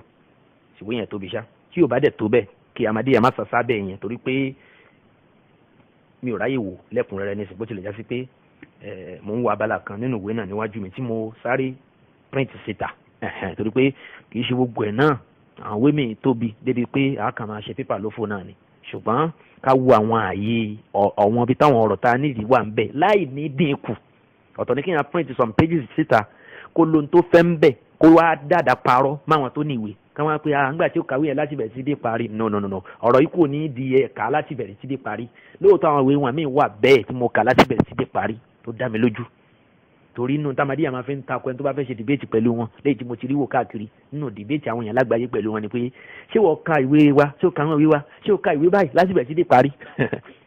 ìmọ̀ tó máa jókòó ti ìwé bíi 1300 pages tí ó máa jókòó ti bí ẹni kó jẹ́ Kùránì àbójá àdìsọ Bukhari àbójá Bulugul Marami àbójá Riyadu Salihin tí ó máa ka pálí tó pálí bẹ́ẹ̀ dẹ̀ ní lóòótọ́ àwọn afẹ́sìn wọn àṣàlàyé ka wọn òwe wọ̀nyí ṣùgbọ́n nǹkan ní kò bó òun ó bọ̀ kò bọ́ ó lóun lè bọ́gba abẹ́rẹ́ lóòkùn òun náà lọ̀rọ̀ wọn ọ̀tọ̀ ní tó yẹ kó rán kàkà kí ó sọ pé ọ̀rọ̀ tó sọ yìí kò sí péjì ibi tó ló wà tó máa tún sọ yẹn náà gan wípé ọ̀rọ̀ tó yẹ sọ pé wà nù tíra báyìí ìwé wa báyìí kò sí ń bẹ̀ mùsùlùmí ẹtún máa bẹ́ẹ̀ ṣe fèsì fún wọn àwọn arábí wọn yìí wọ́n ní ọ̀pọ̀lọpọ̀ àwọn ọgbọ́n ẹ̀wẹ́ wọn àbẹ̀rù Ọlọ́run wàláì la yakhafuna al-akhirah wala yattaquna yawman yurja'una fihi ila Allah wọn àbẹ̀rù Ọlọ́run kò sí irú rọ́ tí wọn kì í pa tẹ bá kóòtù ọ̀rọ̀ báyìí jáde nínú ìwé kan Ahmadiyya ò ní dúró tì yín kó máa bá yín ṣàlàyé ọ̀rọ̀ yẹn ọ̀rọ̀ mi ló máa fi distract yín kúrò níbẹ̀ ó lè máa bá yín sọ̀rọ̀ pé péjì tí ẹ sọ pé ìwé yìí tó kò tó bẹ́ẹ̀ o ní péjì báyìí ó tó péjì ó tó 400 pages kò tó bẹ́ẹ̀ ìwé yìí ó ju 250 pages lọ ok ṣé yẹn lọ̀rọ̀ ṣé yẹn lọ̀rọ̀ káàtẹ̀ sọ pé àṣìṣe ní látọ̀dọ̀ ẹni tó sọ bẹ́ẹ̀ ó yá jẹ́ ká padà síbi point kò ní padà bọ̀rọ̀ yóò wá lu ọ̀pọ̀lọpọ̀ àsìkò lórí irú nǹkan yẹn ẹ kíyèsí Ahmadiyya wàláhì làásì nínú ọgbọ́n ẹ̀wẹ́ tá máa ń lò nìyẹn Sheikh wa Ihsan Ilahi Zahir nínú ìbẹ̀rẹ̀ tíra wọn níbi mọ̀kọ́dìmọ̀ tíra wọn tí ṣe al-Qadiyaniyya dirasatun wa tahlil wọ́n jẹ́ kí irú àwọn ọ̀rọ̀ torí bẹ̀yẹn yé wa torí pé nínú tó mú mi ṣe wàhálà àṣefẹ́ kọjá àfaradà lórí àwọn ọ̀rọ̀ tí mo ń kà síta yìí ni pé ìwé táwọn bàbá yẹn ló ń gbà táwọn kọ àwọn tíra yẹn ó ti pẹ́ ọmọ Pakistan ní Sheikh Ihsan Ilahi Zahir Sheikh ulama Pakistan òun náà ni nígbèsè ayé ẹ̀ àwọn ìwé táwọn ló ń gbà yẹn wọn àti tẹ̀ ló ń tẹ̀ tó dùn ká dáadáa bíi tàsíkò tá a wà yìí àwọn ò tí ì rí íńtánẹ́ẹ̀tì ló ń gbà yẹn bóyá wọ́n ń ka àwọn ìwé míì gbà yẹn gan àfọwọ́kọ ni tí wọ́n fọwọ́kọ lásìkò Ghulam Ahmad ó ń la bàbá yẹn ká ká máa fi ọ̀rọ̀ tì sínú ìwé kan wípé ìwé yìí wà ní page 50 nínú tíra báyìí táwa bá wá tara bọ̀ lé nísìn àkọ́kọ́ lè rí níbi tí wọ́n sọ pé wà yẹn náà kó pọ̀ nínú àwọn tí bàbá yẹn kóòtì àti Ihsan Ilahi Zahir ni o àti Muhammad al-Khadir Hussein tí í ṣe Sheikh al-Azhar nígbà ayé ẹ̀ ní nínú ìwé tiẹ̀ náà àti Abul Hasan an-Nadwi gbogbo wọn pátápátá bẹ́yẹn láwọn tí wọ́n jẹ́ òǹkọ̀wé mùsùlùmí tí wọ́n kọ̀wé tán tú àṣírí ìjọ Ahmadiyya sáyé gbogbo bí tí wọ́n bá fi ọ̀rọ̀ tì sínú àwọn ìwé Ahmadiyya kò rọrùn fún wa láti bá ń bẹ̀lẹ̀ ni kò rọrùn nítorí bí ọ̀pọ̀lọpọ̀ wàhálà nìyẹn ìyẹn bó ṣe ń sọ wípé irú mi kọ́ lèyìn mọ̀ sọ fún pé ṣé mo kàwé Ahmadiyya láti bẹ̀rẹ̀ sí dé parí tó rọ́pọ̀ nú ẹ̀ mo kà á láti bẹ̀rẹ̀ sí dé parí ọ̀pọ̀ nú ẹ̀ èyí tí mi ò bá ráyè kà láti bẹ̀rẹ̀ sí dé parí ó yà tóbi púpọ̀ ni ṣùgbọ́n mo ti mú tí mo fẹ́ mú tí mi ò sì ní parọ́ torí àìparọ́ yẹn gan ló ṣe kókó ọ̀rọ̀ ó kà láti bẹ̀rẹ̀ sí dé parí yẹn kọ́ ni fáàrí ṣùgbọ́n míì mo gbúdọ̀ kó láti bẹ̀rẹ̀ sí dé parí kí n lè rí tí mò ń fẹ́. èmi wà náà wé yẹn èdè àgbékalẹ̀ bí àwọn bàbá yẹn ṣe kó tiẹ̀ nígbà yẹn bẹ́ẹ̀ gangan kọ́ ló ṣe wà nínú àwọn ìtànkàlẹ́ ni nítorí pé àwọn àfáà tó kọ́ àwọn tíra yẹn ara ilẹ̀ India Pakistan bẹ́ẹ̀ yẹn ni wọ́n àwọn gbọ́ Urdu wọ́n gbọ́ Persian language pàápàá jùlọ Sheikh Ihsan Ilahi Zahir so àwọn aláǹfààní láti kà àwọn ìwé Ghulam Ahmad tó kọ pẹ̀lú èdè míì pẹ̀lú Persian àbí pẹ̀lú Urdu apàdàmọ́sọ̀ lórí ẹ̀ Ghulam Ahmad ló ń kọ àwọn wáhíù òun gba revelation láwọn èdè tó pọ̀ apàdàmọ́sọ̀ lọ́mọ yẹn so àwọn àfáà yẹn gbọ́ àwọn èdè yẹn èmi inú tí wọ́n ń kọ èdè tí wọ́n náà fi gbé sédè Lárúbáwá èdè míì ni wọ́n fi kà ìyẹn èdè Urdu tí Ghulam Ahmad fi kọ gangan àwọn láǹfààní láti pè láti wúyi síta àwọn ò gbọ́ Urdu àfàwọn gbólóhùn díẹ̀ tá a ṣe ń kọ́tù mẹ́ ń bẹ́ẹ̀ bí ó jẹ́ torí nǹkan kan bí ó ṣe torí Ahmadiyya yìí náà Ọlọ́run kó ṣe ìtọ́sọ́nà fún wọn kọ́lọ́n kó tọ́ wọn sọ́nà alámadí tó ń gbọ́ mi ronú sáwọn tó ń gbọ́ yìí ronú má jẹ́ kí wọ́n fi ẹ̀kọ́ tanná fún ẹ má tẹ̀lé àwọn aṣíwájú ẹ̀ pé àwọn ẹ̀dá àwọn àsọ̀bá yìí fún wa àbí ọmọ táwọn àfáà yìí ń kó tiwa wá gbé lọ́dọ̀ wọn tó bá gbé lọ́dọ̀ wọn náà wọn à ní sọ fún ẹ pórí bẹ́ẹ̀ o just like the Christians kò yàtọ̀ fún àwọn Christians ṣe máa ń ṣe tọmọ ìjọba lòun rí ọ̀rọ̀ kan gbọ́ lẹ́nu àwọn àfáà mùsùlùmí tán sọ wípé olúwa ọlọ́run wa ọ̀kan ṣoṣo ni ẹ̀yin ò sì gbọ́dọ̀ sí ẹlòmíì kọjá ọba ọ̀kan ṣoṣo náà tó wá gbé lọ fún pásítọ̀ pé pásítọ̀ ṣé o ṣe la ilaha illallah lélẹ́yìn inú báíbù yìí ẹ̀mọ́ kí ni pásítọ̀ máa wí ní brother Michael àbí sister Shalewa kò tí ì lè yé yín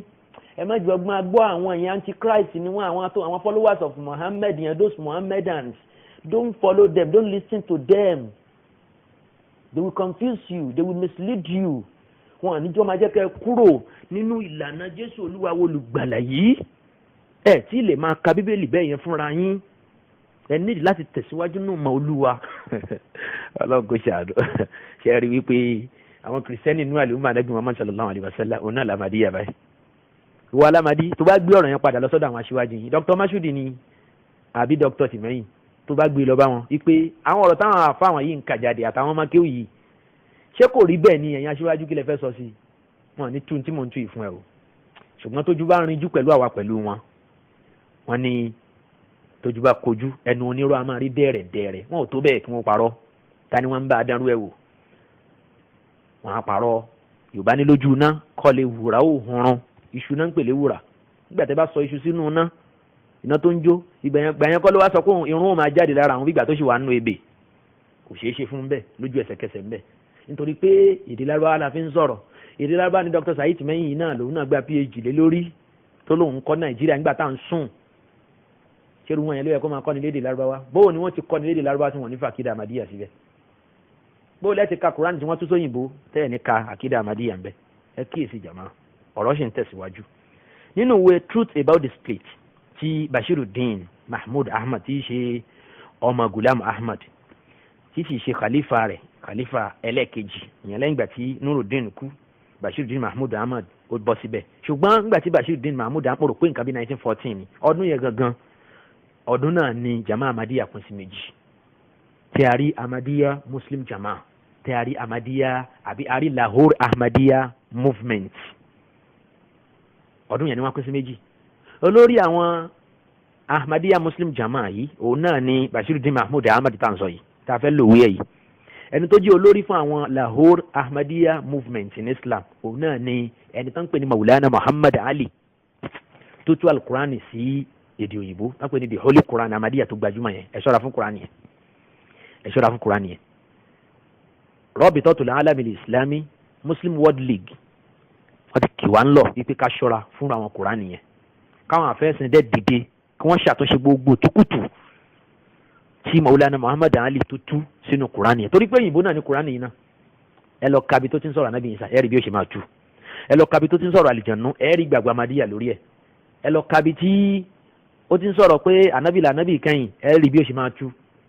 so ká kíyèsí àwọn àyè yẹn jàmá ẹ jẹ́ ká kíyèsí kí ẹ̀sìn má dàrú mọ́ wa lọ́wọ́ kí àwọn ọmọ wa má gbé nǹkan míì láburú wánulẹ̀ wa wá àwọn ọmọ tó gbé súnà ànábì wà tán ní Ọlọ́run sọ báyìí Buhari sọ báyìí Imam Muslim sọ báyìí ọ̀rọ̀ ànábì ni wọ́n gbé wá àwọn èèyàn ń ṣe ọmọ burúkú àfi tẹ́ ẹ bá sọ wọn dọmọ burúkú ẹ̀yin ni kẹ́ ẹ kíyèsí ẹ má pe onírọ́ lólóòótọ́ ẹ má pe olóòótọ́ lónírọ́ àwọn tó ń gbé súnà wánulẹ̀ yẹn wọ́n fẹ́ ká yí wá dáa ni kẹ́ ẹ sì tẹ̀lé wọn kẹ́ ẹ gbà fún wọn torí tí wọ́n ń polongo ń gbà míì tí wọ́n ń sọ ó ṣeé ṣe kẹ́yìn òbí kẹ́ mọ́ láǹfààní àti kẹ́kọ̀ọ́ débẹ̀ ìbádùn àyín náà ní káwọn ọmọ yín jù yín lọ ẹ gbà fún wọn ẹ pé ọmọ mi ó yá tó bá ti sọ̀rọ̀ tó yàtọ̀ fún tẹ́yìn gbà tẹ́ ẹ rò àbí tẹ́ ẹ ké nígbà tẹ́yìn fi kẹ́kọ̀ọ́ titi yín kì í ṣe pé àwọn ọmọ òde ìsìn wọn wá mọ tẹ́yìn òbí ó mọ̀ kì í ṣe fáàrí fún wa wípé àwọn ọmọ amọ̀ tóbi wa ò mọ̀ ṣùgbọ́n gbígbàdúrà náà ní fáwọn òbí lórí wa tá a bá ti wá kóòtù ọ̀rọ̀ tá a ní Ọlọ́run sọ báyìí àyà Kùránì rè Imam Ibn Kathir ó tú àyà yìí báyìí hadisi rèé nínú Sahih Bukhari Ibn Hajar al-Asqalani ó tú àyà yìí báyìí ó tú hadisi yìí báyìí nítorí yẹ káwọn òbí wa ó ṣe ni pé jẹ́ kí n rí àkọọ́lẹ̀ náà kémi náà lè kẹ́kọ̀ọ́ ẹ̀yin òbí ẹ má gbógun ti àwọn ọmọ yín ẹ má takò wọn torí ìtakò ẹni tó ń wí ọ̀rọ̀ Ọlọ́run gbà mí ó túmọ̀ sí ìtakò Ọlọ́run bẹ́ẹ̀ ni lókè ìgbà tó bá ti fìdí múlẹ̀ pé ọ̀rọ̀ Ọlọ́run ló sọ yìí òun kọ́ ló ní ọ̀rọ̀ ni kò tú bó ti wù ú kò lọ gbé ìròrí burúkú wá láti ta ó ń wí táwọn afẹ́sìn wí lánàá tí wọ́n tún dàgbà ju àwátájú bíi títí ẹ̀ lọ ṣé kò wá yẹ ká respect àwọn àfa àgbà yẹn náà ṣó yẹ ká máa kùn wọn lópònú ká rò pọ̀ mọ́ wa là ń bú ṣó yẹ ká máa gbógun ti àwọn àfa àgbà yẹn kárò pọ̀ mọ́ wa là ń gbógun tì ṣé yẹ ká máa ta ọkọ̀ ànábì bó ṣe gbé nǹkan ẹ̀ kalẹ̀ lápòjúwe nígbà tó máa ń sọ pé kullu bid'atin dalalah káwá rò pé ọmọ wa òun náà là ń takò ọ̀rọ̀ ànábì ni o ẹ jẹ́ ká kíyèsí o ọlọ́run sọ kalẹ̀ wá láti sánmà láti máa bá a gbórílẹ̀ o alukurani ló fi ránṣẹ́ sí wa o ó sì ń sọ àánú ẹ̀ kalẹ̀ lé wa lórí ní gbogbo ìdá mẹ́ta òru tó kẹ́yìn ní ìdájí ọlọ́run bá lékẹ́ láǹsọ̀ kalẹ̀ sánmà ayé láti máa sọ̀kẹ́ lé wa lórí kò bá gbórílẹ̀ yìí o gbogbo àyè kọ́ lọ́lọ́run wà o arahmanu ala al-arshi istawa ọlọ́run bẹ lórí àlẹ́ ara ṣí ẹ̀ àwọn òfẹ́ máa bó ló ṣe wà ń bẹ̀ ń tó wí làkà má béèrè lọ́wọ́ mi ó jókòó ni àbó nasẹ̀ ó fẹ̀yìn tì ní àbábó ń tayín ìwọ ló mọ̀ nyangweri tamsilin wala takyifin wala ta'wilin wala ta'til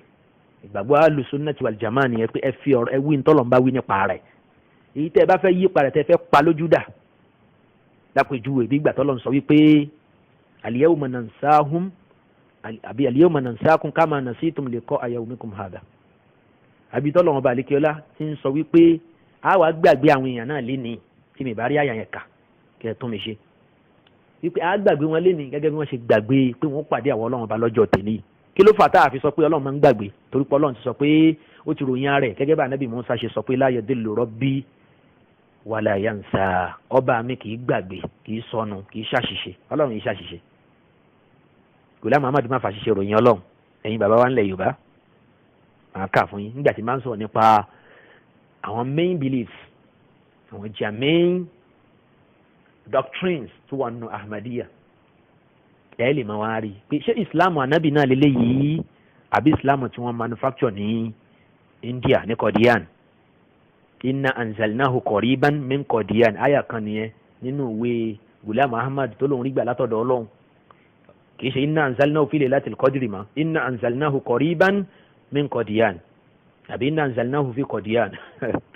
Ọlọ́run kò ṣàánú wa jẹ̀mọ́ Ọlọ́run kò ṣọ́la ka ìwà ẹ kíyè sára ọmọ Yorùbá ẹ̀yin àfa wa ńlẹ̀ Yorùbá ẹ sọ tó yẹ káwọn èèyàn mọ̀ fún wọn kó díjà wallahi al-azim èèwọ̀ ni fún mùsùlùmí kan kó ló máa lóun di bọ́ǹbù mára káàkiri nígbà tá a lè gbọ́dọ̀ lọ wó chọ́ọ̀chì ṣé èèyàn lá lọ wó mọ́ṣáláṣí Ahmadiyya ọ̀rọ̀ tá à ń sọ yìí kò kọjá sísọ yìí ìjà tá a ní bá Ahmadiyya jà kò kọjá ìjà ọ̀rọ̀ ìjà ká má dákẹ́ ká sọ tó yẹ ká sọ torí àṣẹ Ọlọ́run ọba ni mo ti fún yín láwọn àyà síwájú ẹ padà lọ́bẹ̀ àfa tó bá fẹ́ máa wí pé ẹ má sọ ní tó máa dá wàhálà lẹ̀ láwùjọ dá wàhálà lẹ̀ ẹ sọ pé kán má kọ́ tí ó dá wàhálà lẹ̀ láwùjọ ẹ gbọ́ àwọn ní kẹ́kọ̀ọ́ sọ bẹ́ẹ̀ fún àwọn tíra wọn yìí kí wọ́n jẹ́ olóko gbàgbé ẹ jẹ́ ká gbà gbogbo onúlé tó bá wà ká gbà jáde kí wọ́n sun náà aha nígbà náà àwa ní sọ nǹkan kan mọ́ ṣùgbọ́n ká burú wọn yìí kó kún ayé kó wà lórí íńtánẹ́ẹ̀tì kí wọ́n kà sínú àwọn fọ́nrán káàkiri náà àwọn díìskì káàkiri àgbáyé kẹ́ ẹ máa wá wí pé ẹ má wí nǹkan kan nípa ẹ̀ jàmá mùsùlùmí ẹ tají ìsìláàmù fẹ́nu la fẹ́ máa ṣe àbí ìsìláàmù tí Ọlọ́run ó gbà lọ́wọ́ wa tó ní ká ṣe bóun ṣe fẹ́ ẹ kíyè sára o ẹ kíyè sára ó sọ pé 1914 òun náà ni àwọn jàmá yìí ni wọ́n pín sí méjì á padà máa sọ ìyàtọ̀ tó wà láàrin wọn ṣùgbọ́n olórí Ahmadiyya tó jẹ́ Ahmadiyya ìpìlẹ̀ gangan torí pé kò sí ní tá a lè sọ ó ṣeé ṣe ká sọ pé Ahmadiyya ti Lahore wọn understand Ahmadiyya ìgbàgbọ́ Ahmadiyya ju Ahmadiyya ti Qadian lọ ṣùgbọ́n tá a kàn fẹ́ sọ ni wípé àwọn tó jẹ́ main Ahmadiyya gangan àwọn ni Ahmadiyya ti Qadian tí wọ́n jẹ́ ọmọlẹ́yìn Ghulam Ahmad tán tún jẹ́ pàpà jùlọ ẹni tí a fẹ́ sọ̀rọ̀ yìí Bashiruddin Mahmud Ahmad yìí ó jẹ́ olórí fún Ahmadiyya fún gbà pípẹ́ 1908 sí 1914 òun náà khalifa alákọ̀ọ́kọ́ mo rò bẹ́ẹ̀ tí mi bá ṣe mistake ìyẹn ò dẹ̀ ṣe pàtàkì púpọ̀ sọ pé ká má máa ránu mọ́ àwọn àṣìṣe kéékèèké àwọn èèyàn ló kàn àwọn ló kàn kò kàn ìmí púpọ̀ bẹ́ẹ̀ yẹn iye ọdún tó bá rí ó lò láyé khalifa alákọ̀ọ́kọ́ 1908 tí Ghulam Ahmad kú ìyẹn Hakim Nuruddin ó mẹ́mbẹ́ bóyá títí di 1914 yẹn òun ni Bashiruddin wá débẹ̀ Bashiruddin Mahmud Ahmad tí í ṣe ọmọ Ghulam Ahmad débẹ̀ ni wàhálà ṣẹlẹ̀ tí ìjà ṣẹlẹ̀ sánsan kódà àwọn àkọọ́lẹ̀ mi sọ pé ìpànìyàn ṣẹlẹ̀ láàrin àwọn ìjọ méjèèjì Ahmadiyya movement àti Ahmadiyya Muslim Jama ọmọ Ghulam Ahmad yìí bákan náà lórí ní tí bàbá ẹ̀ sọ òun náà tẹ̀síwájú òun náà sọ̀rọ̀ lórí ẹ̀ lórí bẹ́ẹ̀ lòun náà dúró sí torí pé nínú tó ṣẹlẹ̀ ń gbà yẹn ni pé olórí Ahmadiyya ti Lahore yẹn Maulana Muhammad Ali òun náà bẹ̀rẹ̀ sí ní kílèmù káàkiri wípé Ghulam Ahmad tó fi kú láyé kò pẹ́rẹ́ lánàá bí Ọlọ́run ó dé ní ó kàn pé rẹ̀ ní àtayéṣe ni àti mẹ̀sáyà ìyẹn mujaddid reformer ẹni tó wá tún ẹ̀sìn ṣe. bákan náà Ghulam Ahmadu nígbàgbọ́ kò sì sọ wípé èèwọ̀ ni fáwọn táwọn jẹ́ Ahmadi káwọn kírun lẹ́yìn ẹni tí kì í ṣe Ahmadi. olórí Ahmadiyya àti Lahore àwọn àgbàgbọ́ títí ẹ̀ nìyẹn tó ń sọ níta gbangba àmọ́ tó wà náà kàn.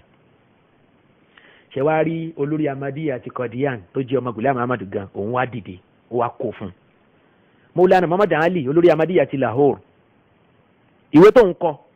tó fi sọ àwọn ọ̀rọ̀ yẹn tó fi kó àwọn àjàngbìlà yẹn síbẹ̀ fúngbà àkọ́kọ́ tí bẹ́ńtùká àti ìyapa ẹnu tó lágbára ó máa ṣẹlẹ̀ ní ìjọ Ahmadiyya 1914 yẹn nínú àwọn ìwé tó kọ láwọn àsìkò yẹn òun náà ìwé tó pè ní Split in the Ahmadiyya in Islam, Split in the Ahmadiyya ìwé tó kọ òun náà nìyẹn ìyẹn náà kó wà available inshallah ta'ala kò ju bí bóyá bí 96 pages àbí nǹkan kan kò ṣáà tó bí 100 pages yá ó wà lórí sáìtì wọn. so nínú àwọn yẹn àwọn claims yẹn òun ni mo sọ yẹn ṣé wàá rí Bashiruddin Mahmud Ahmad tó ń jẹ́ ọmọ Ghulam Ahmad olórí Ahmadiyya àti Qadian yìí òun wá pé àà nítòsí ń bí wọ́n ọmọ Maulana Muhammad Ali ó ti ń ṣe é bọ̀ ọjọ́ ti pẹ́ òun mọ̀ nígbà tí bàbá wa wà láyé gan yẹn bàbá títí ẹ̀ bàbá yẹn Ghulam Ahmad yẹn ànábì èṣù yẹn ìránṣẹ́ èṣù yẹn tó pèrè ní òjíṣẹ́ Allah tó sọ àwádìí kèfèrí tá a bá gbà fóun ó ní mo mọ̀ Muhammad Ali tẹ́lẹ̀ gbogbo tó ń sọ yẹn kò rí bẹ́ẹ̀ o bàbá tó bí mi ìgbàgbọ́ ẹ̀kọ́ nìyẹn ìgbàgbọ́ bàbá mi ni wípé kèfèrí lẹ́ni tí ò bá gbà fóun bàbá mi dẹ̀ pé ẹ̀ lánàá bí Ọlọ́run gangan lóòótọ́ kò mú ṣẹ̀rí àmì wáyé àmọ́ ànábì Ọlọ́run ni téèyàn sì gbọ́dọ̀ gbà fún gẹ́gẹ́ bó ṣe gbà fún gbogbo àwọn ànábì yòókù. Allah Allah Allah Allah ṣe gbọ́n tí ọmọ ń sọ nísìn ó ń fèsì fún ìkan náà àwọn abẹnú gan ẹni tá a pè ní Maulana Muhammad Ali yìí ó ju Bashiruddin Mahmud Ahmad yìí ó ju lọ dáadáa tí mi bá ṣe mistake torí pé ìkan náà àwọn àgbààgbà tó wà pẹ̀lú Ghulam Ahmad ní Maulana Muhammad Ali jẹ́ nínú àwọn tó sì bá Ghulam Ahmad ṣiṣẹ́ púpọ̀ kódà nínú àwọn tó máa ń gbé ìwé ẹ̀yẹ̀wò kó tó tẹ̀ síta ẹ̀rí ànábì tí ó kọ tíra tí ó ní ẹ dákun ẹ bá ń yẹ̀ wò ṣé mi jẹ́ gí ẹ bá ń yẹ̀ wò Hakimu Nuruddin yẹn khalifa alákọ̀ọ́kọ́ ẹ bá mi gbéwò yẹn yẹ̀ wò ṣé mi ò ṣe mistake Maulana Muhammad Ali náà gbogbo wọn náà wà nínú àwọn tí wọ́n máa ń bá owó tó bá kọ kó tó gbé síta ànábì Ọlọ́run náà nìyẹn ànábì tó kọ tíra ṣẹ́yìn rà ànábì kan kó fọwọ́ ẹ̀ kọ tíra rí kó ṣe tíra síta pé àmì ànábì yìí mo kọ tíra bí 80 ọ̀rọ̀ ànábì ń sọ ọ́ lẹ́yìn títí ẹ̀ ní àwọn èèyàn sì ń he tó rántí máa pé ẹ̀sìn ni àbúrò rẹ̀ rà kì í ṣòpònú gẹ́gẹ́ bá àwọn stupid people kan ṣe ń sọ láwùjọ wa àwọn olódo èèyàn tí sàbí ànábì òjò lójú tán yẹ̀yẹ́ àwọn sàhábà ànábì sallallahu alaihi wasallam tí ò ń jẹ́ ká bá àánú Ọlọ́run pàdé àfi tí wọ́n bá túbá wọ́n yẹ̀yẹ́ Abu Hurairah wọ́n ń pe Abu Hurairah ló pònú wọ́n ní tí ó jẹ ló ń wá kiri wọ́n ní Abu Hurairah ń fabricate àdìs torí tí ó jẹ ẹ̀ sì bẹ̀rù Ọlọ́run ẹ̀yin àfà tó ń sọ orílẹ̀ ìkiri ńlẹ̀ Yorùbá náà wọn ló kọ kí ló tí ó bẹ̀rù Ọlọ́run kó bẹ̀rù ọjọ́ kan tí ó dùn níwájú Ọlọ́run láti rojọ́ torí ànábì sallallahu alaihi wasallam sọ pé la tasubbu ashabi mo ń bọ̀ wá bẹ̀yẹ̀ ńjọ́ mi ẹ má bu àwọn sàábẹ̀ mi gbogbo yẹn wùtán lè rí wọn ṣe Muawiya ló ṣe mistake ni Amr ibn al-As ni Ali ibn Abi Talib ni àwọn táwọn wọ̀nyí wọ́n ti sọ ẹrù wọn kalẹ̀ sínú aljanna wọn dájú tẹ́bárí sàábẹ̀ tí ó wà aljanna ó yà jẹ́ munafiki ni káwọn tọ́lọ̀ ń sọ sóràtì munafiki nítorí wọn àwọn tí ò dúró déédéé ṣùgbọ́n tá a là ń pè ń sọ̀hábì gangan as-sahabiyyu òun náà lẹ́nu tó nígbàgbọ́ nù ànábì sallallahu alaihi wasallam tó sì bá ànábì pàdé torí ànábì wa hasuna islamuhu sí islamu ẹ̀ tó sì ṣe islamu ẹ̀ dáadáa tí ó mú tí ó ba ìmánì ẹ̀ jẹ́ wa ó lè ṣàṣìṣe ṣùgbọ́n kò ṣe nǹkan míì tí ó ba ìmánì ẹ̀ jẹ́ ẹni yẹn là ń pè ń sàábé bó lẹ́ṣẹ̀ wá sí àwọn mùnáfíkì bó lẹ́ṣẹ̀ sí wọn sínú àwọn sàábà àmọ́ àwọn sàábé ànábì sallallahu alaihi wasallam nípa ànábì sọ ni pé ká má bú wọn o ọmọ Ghulam Ahmad Bashiruddin Mahmud Ahmad ó ń fèsì fún Muhammad Ali nínú ìwé ẹ̀ tó pè ní Truth About the Split ẹ̀rí pé mo ti dárúkọ ìwé tí Maulana Muhammad Ali lẹ́ẹ̀kan ó pè yẹn ní Split in the Ahmadiyya jama àbí movement ló ṣàpè Split in the Ahmadiyya ìwé eléyìí Truth About the Split òun wá ń jẹ́ ìsì fún tí Maulana Muhammad Ali tí Maulana Muhammad Ali sọ kálúbájú òótọ́ ọ̀rọ̀ ni àbá tún wẹ́ excuse fún jọ Ahmadiyya lóòótọ́ wípé kí ló burú wọ́n lẹ́ni gbẹ́kòtò gbẹ̀yìn ẹni kó bẹ́ẹ̀ ò dá lápá ọ̀rọ̀ fariwo mọ́ nígbà bá ti ní àwọn ògbà pa ànábì Ọlọ́run ní Ghulam Ahmad ṣé agbọ́dọ̀ tí bọ́ níwèé wọn tún láàsì àbí ká máa ti bọ̀ wọn lẹ́nu àgbọ́dọ̀ sọ bẹ́ẹ̀ tó máa ti ní kì í ṣe wọ̀ ní kí Ahmadi ó kírun lẹ́yìn ẹni tí kì í ṣe Ahmadi ṣé agbọ́dọ̀ sọ pé ọ̀rọ̀ rí bẹ́ẹ̀ mọ́ wàláhì àwọn afẹ́sẹ̀ ò ní bá wọn jà sí yẹn àátún mú mi sọ ní ntabari tó ṣẹ́kù lọ́dọ̀ wọn ní kúfúrù àmọ́ àáfojú fún yẹn nǹkan bá láwọn gbàgbọ́ náà láfi ti sí wọn lọ́dọ̀ ṣùgbọ́n ṣe àwọn pé nífàkù ń bẹ lásìkò ànábì sallallahu alaihi wasallam àwọn mùnáfìkì olórí wọn ni Abdullahi ibn Ubayy ibn Salul tí wọ́n máa fi Islam rin ilẹ̀ fún ànábì níta gbangba wípé àrùn ẹ lọ́wọ́ àkùn ẹ lọ́wọ́ agbọ́lọ̀ ń gbọ́ kọ́dọ̀ ojú wọn lè máa dami tá ànábì bá ń sọ̀rọ̀ wọ́n máa sunkún crocodile tears àwọn náà máa dami lójú ẹkún tí ò débi kankan ṣùgbọ́n tó máa dẹ́yìn ànábì tán ọ̀rọ̀ kọ̀rọ̀ ni wọ́n ń sọ ọ̀rọ̀ kọ̀rọ̀ ọ̀rọ̀ keferi olóńtẹ̀ ni wọ́n jáde ẹ̀ka suratul munafikin péjì kejì tó wà lẹ́gbẹ̀ẹ́ ọ̀tún nù Kùránì yẹn náà àwọn Kùránì tó gbajúmọ̀ jù yẹn ẹ̀ bá ń bẹ̀ irú wọn a lè pè wọ́n ní sàábé gidi wọ́n ń ṣe sàábé wọ́n ń ṣe ẹni rẹ̀ ìgbà tí nífàkù wà lásìkò ànábì báwo ni òṣè wá ní sí nífàkù nù ju Ahmadiyya ẹ jẹ́ ká bẹ̀rù ọlọ́ ẹ jẹ́ ká kíyèsí àwọn ọ̀rọ̀ yẹn dáadáa ní page 152 nínú ìwé truth about the split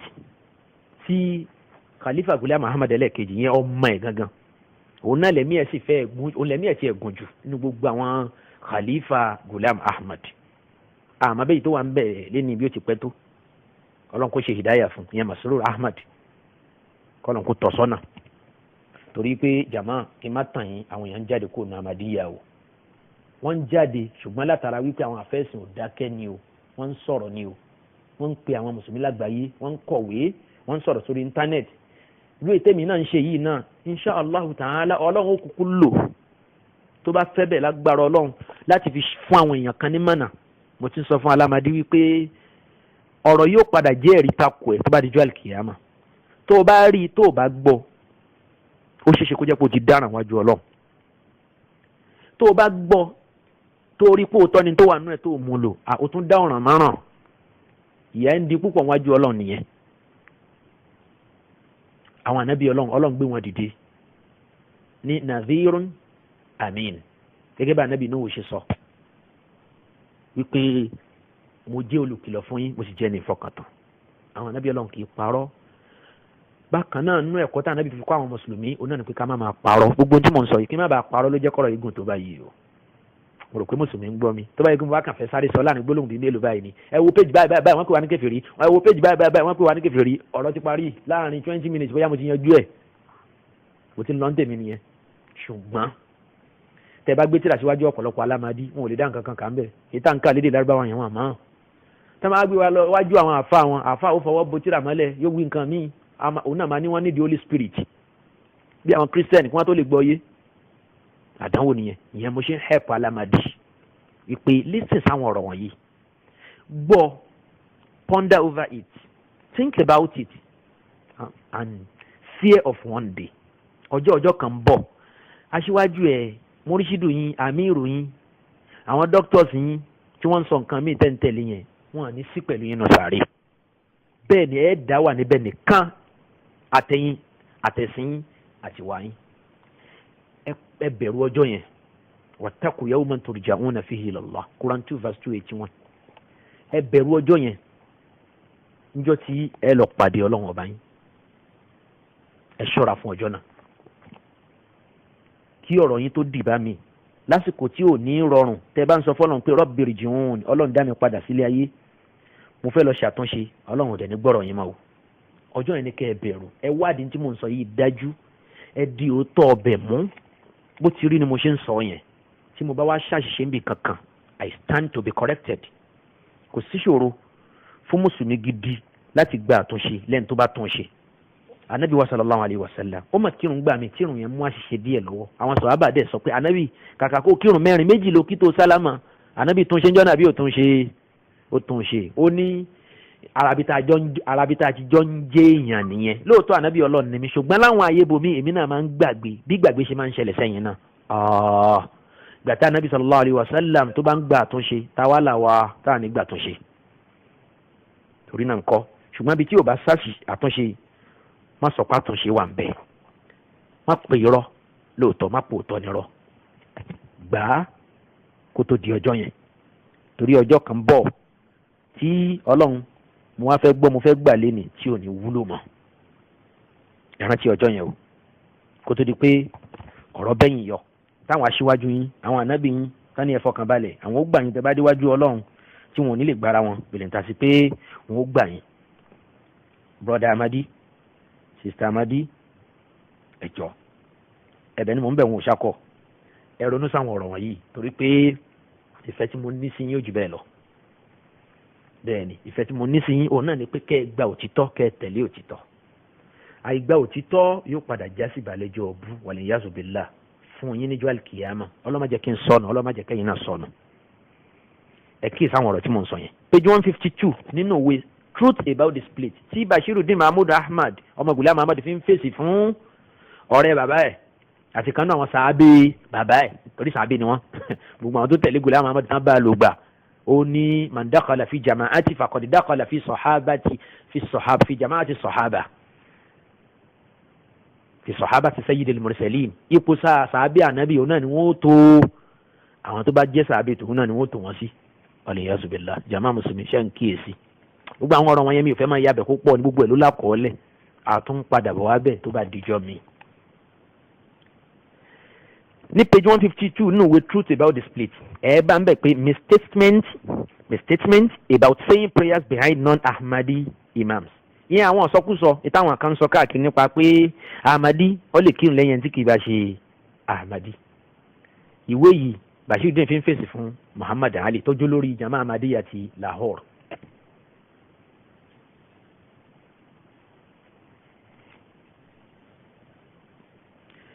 Bashiruddin Mahmud Ahmad ń sọ nínú ìwé yìí wípé the sixth item which calls for attention in Mawlawi Muhammad Ali's account of the dissensions is his statement that towards the close of 1913 I once again made the announcement that the deniers of the promised Messiah were kuffar. Bashiruddin Mahmud Ahmad ọmọ Ghulam Ahmad ó ń fèsì fún Muhammad Ali wípé Muhammad Ali parọ́ mọ́ òun pé ní nǹkan bíi 1913 ipò òun ti sọ àwọn ọ̀rọ̀ kan wípé òun sọ pé gbogbo àwọn tí wọ́n bá gba Ghulam Ahmad gẹ́gẹ́ bí promised Messiah pé kèfèrí ni wọ́n. That this announcement reached the ears of Hadrat Khalifa Masih ẹ jẹ́ kí n fa àwọn abíyàn yìí lẹ̀ torí pé mi ò dídì ẹ̀ tó bẹ́ẹ̀ náà ṣùgbọ́n ẹ lọ kà mí ò ń fọwọ́ bó tíra o mi ò fẹ́ kí ó jẹ́ púpọ̀ nínú àsìkò olùgbọ́ mi ni. ohun tí ọmọ Ghulam Ahmad ń try láti sọ náà page yẹn page 152 153 òun náà ni wípé Muhammad Ali ó parọ́ mọ́ òun pé òun sọ àwọn ọ̀rọ̀ kan tóun ò dẹ̀ sọ àwọn ọ̀rọ̀ yẹn àbí tó já sí pé èmi inú ẹ̀ tóun sọ Muhammad Ali òun ga ló ṣe àṣìgbọ́ àwọn ọ̀rọ̀ yẹn. òun wá fẹ́ ṣàlàyé bí ọ̀rọ̀ náà ṣe rí gan-an ìyẹn ní iṣu pé ǹjẹ́ ànábì Ọlọ́run ní Ghulam Ahmad tí Muhammad Ali sọ pé kì í ṣe ànábì Ọlọ́run pé mujaddidu ni ìyẹn alátúnṣe ẹ̀sìn. ǹjẹ́ àwọn lẹ́tọ̀ọ́ láti máa tún lẹ́yìn tí kì í ṣe Ahmadi gẹ́gẹ́ bí Muhammad Ali ṣe sọ lòun fẹ́ ṣàlàyé nínú ìwé yìí.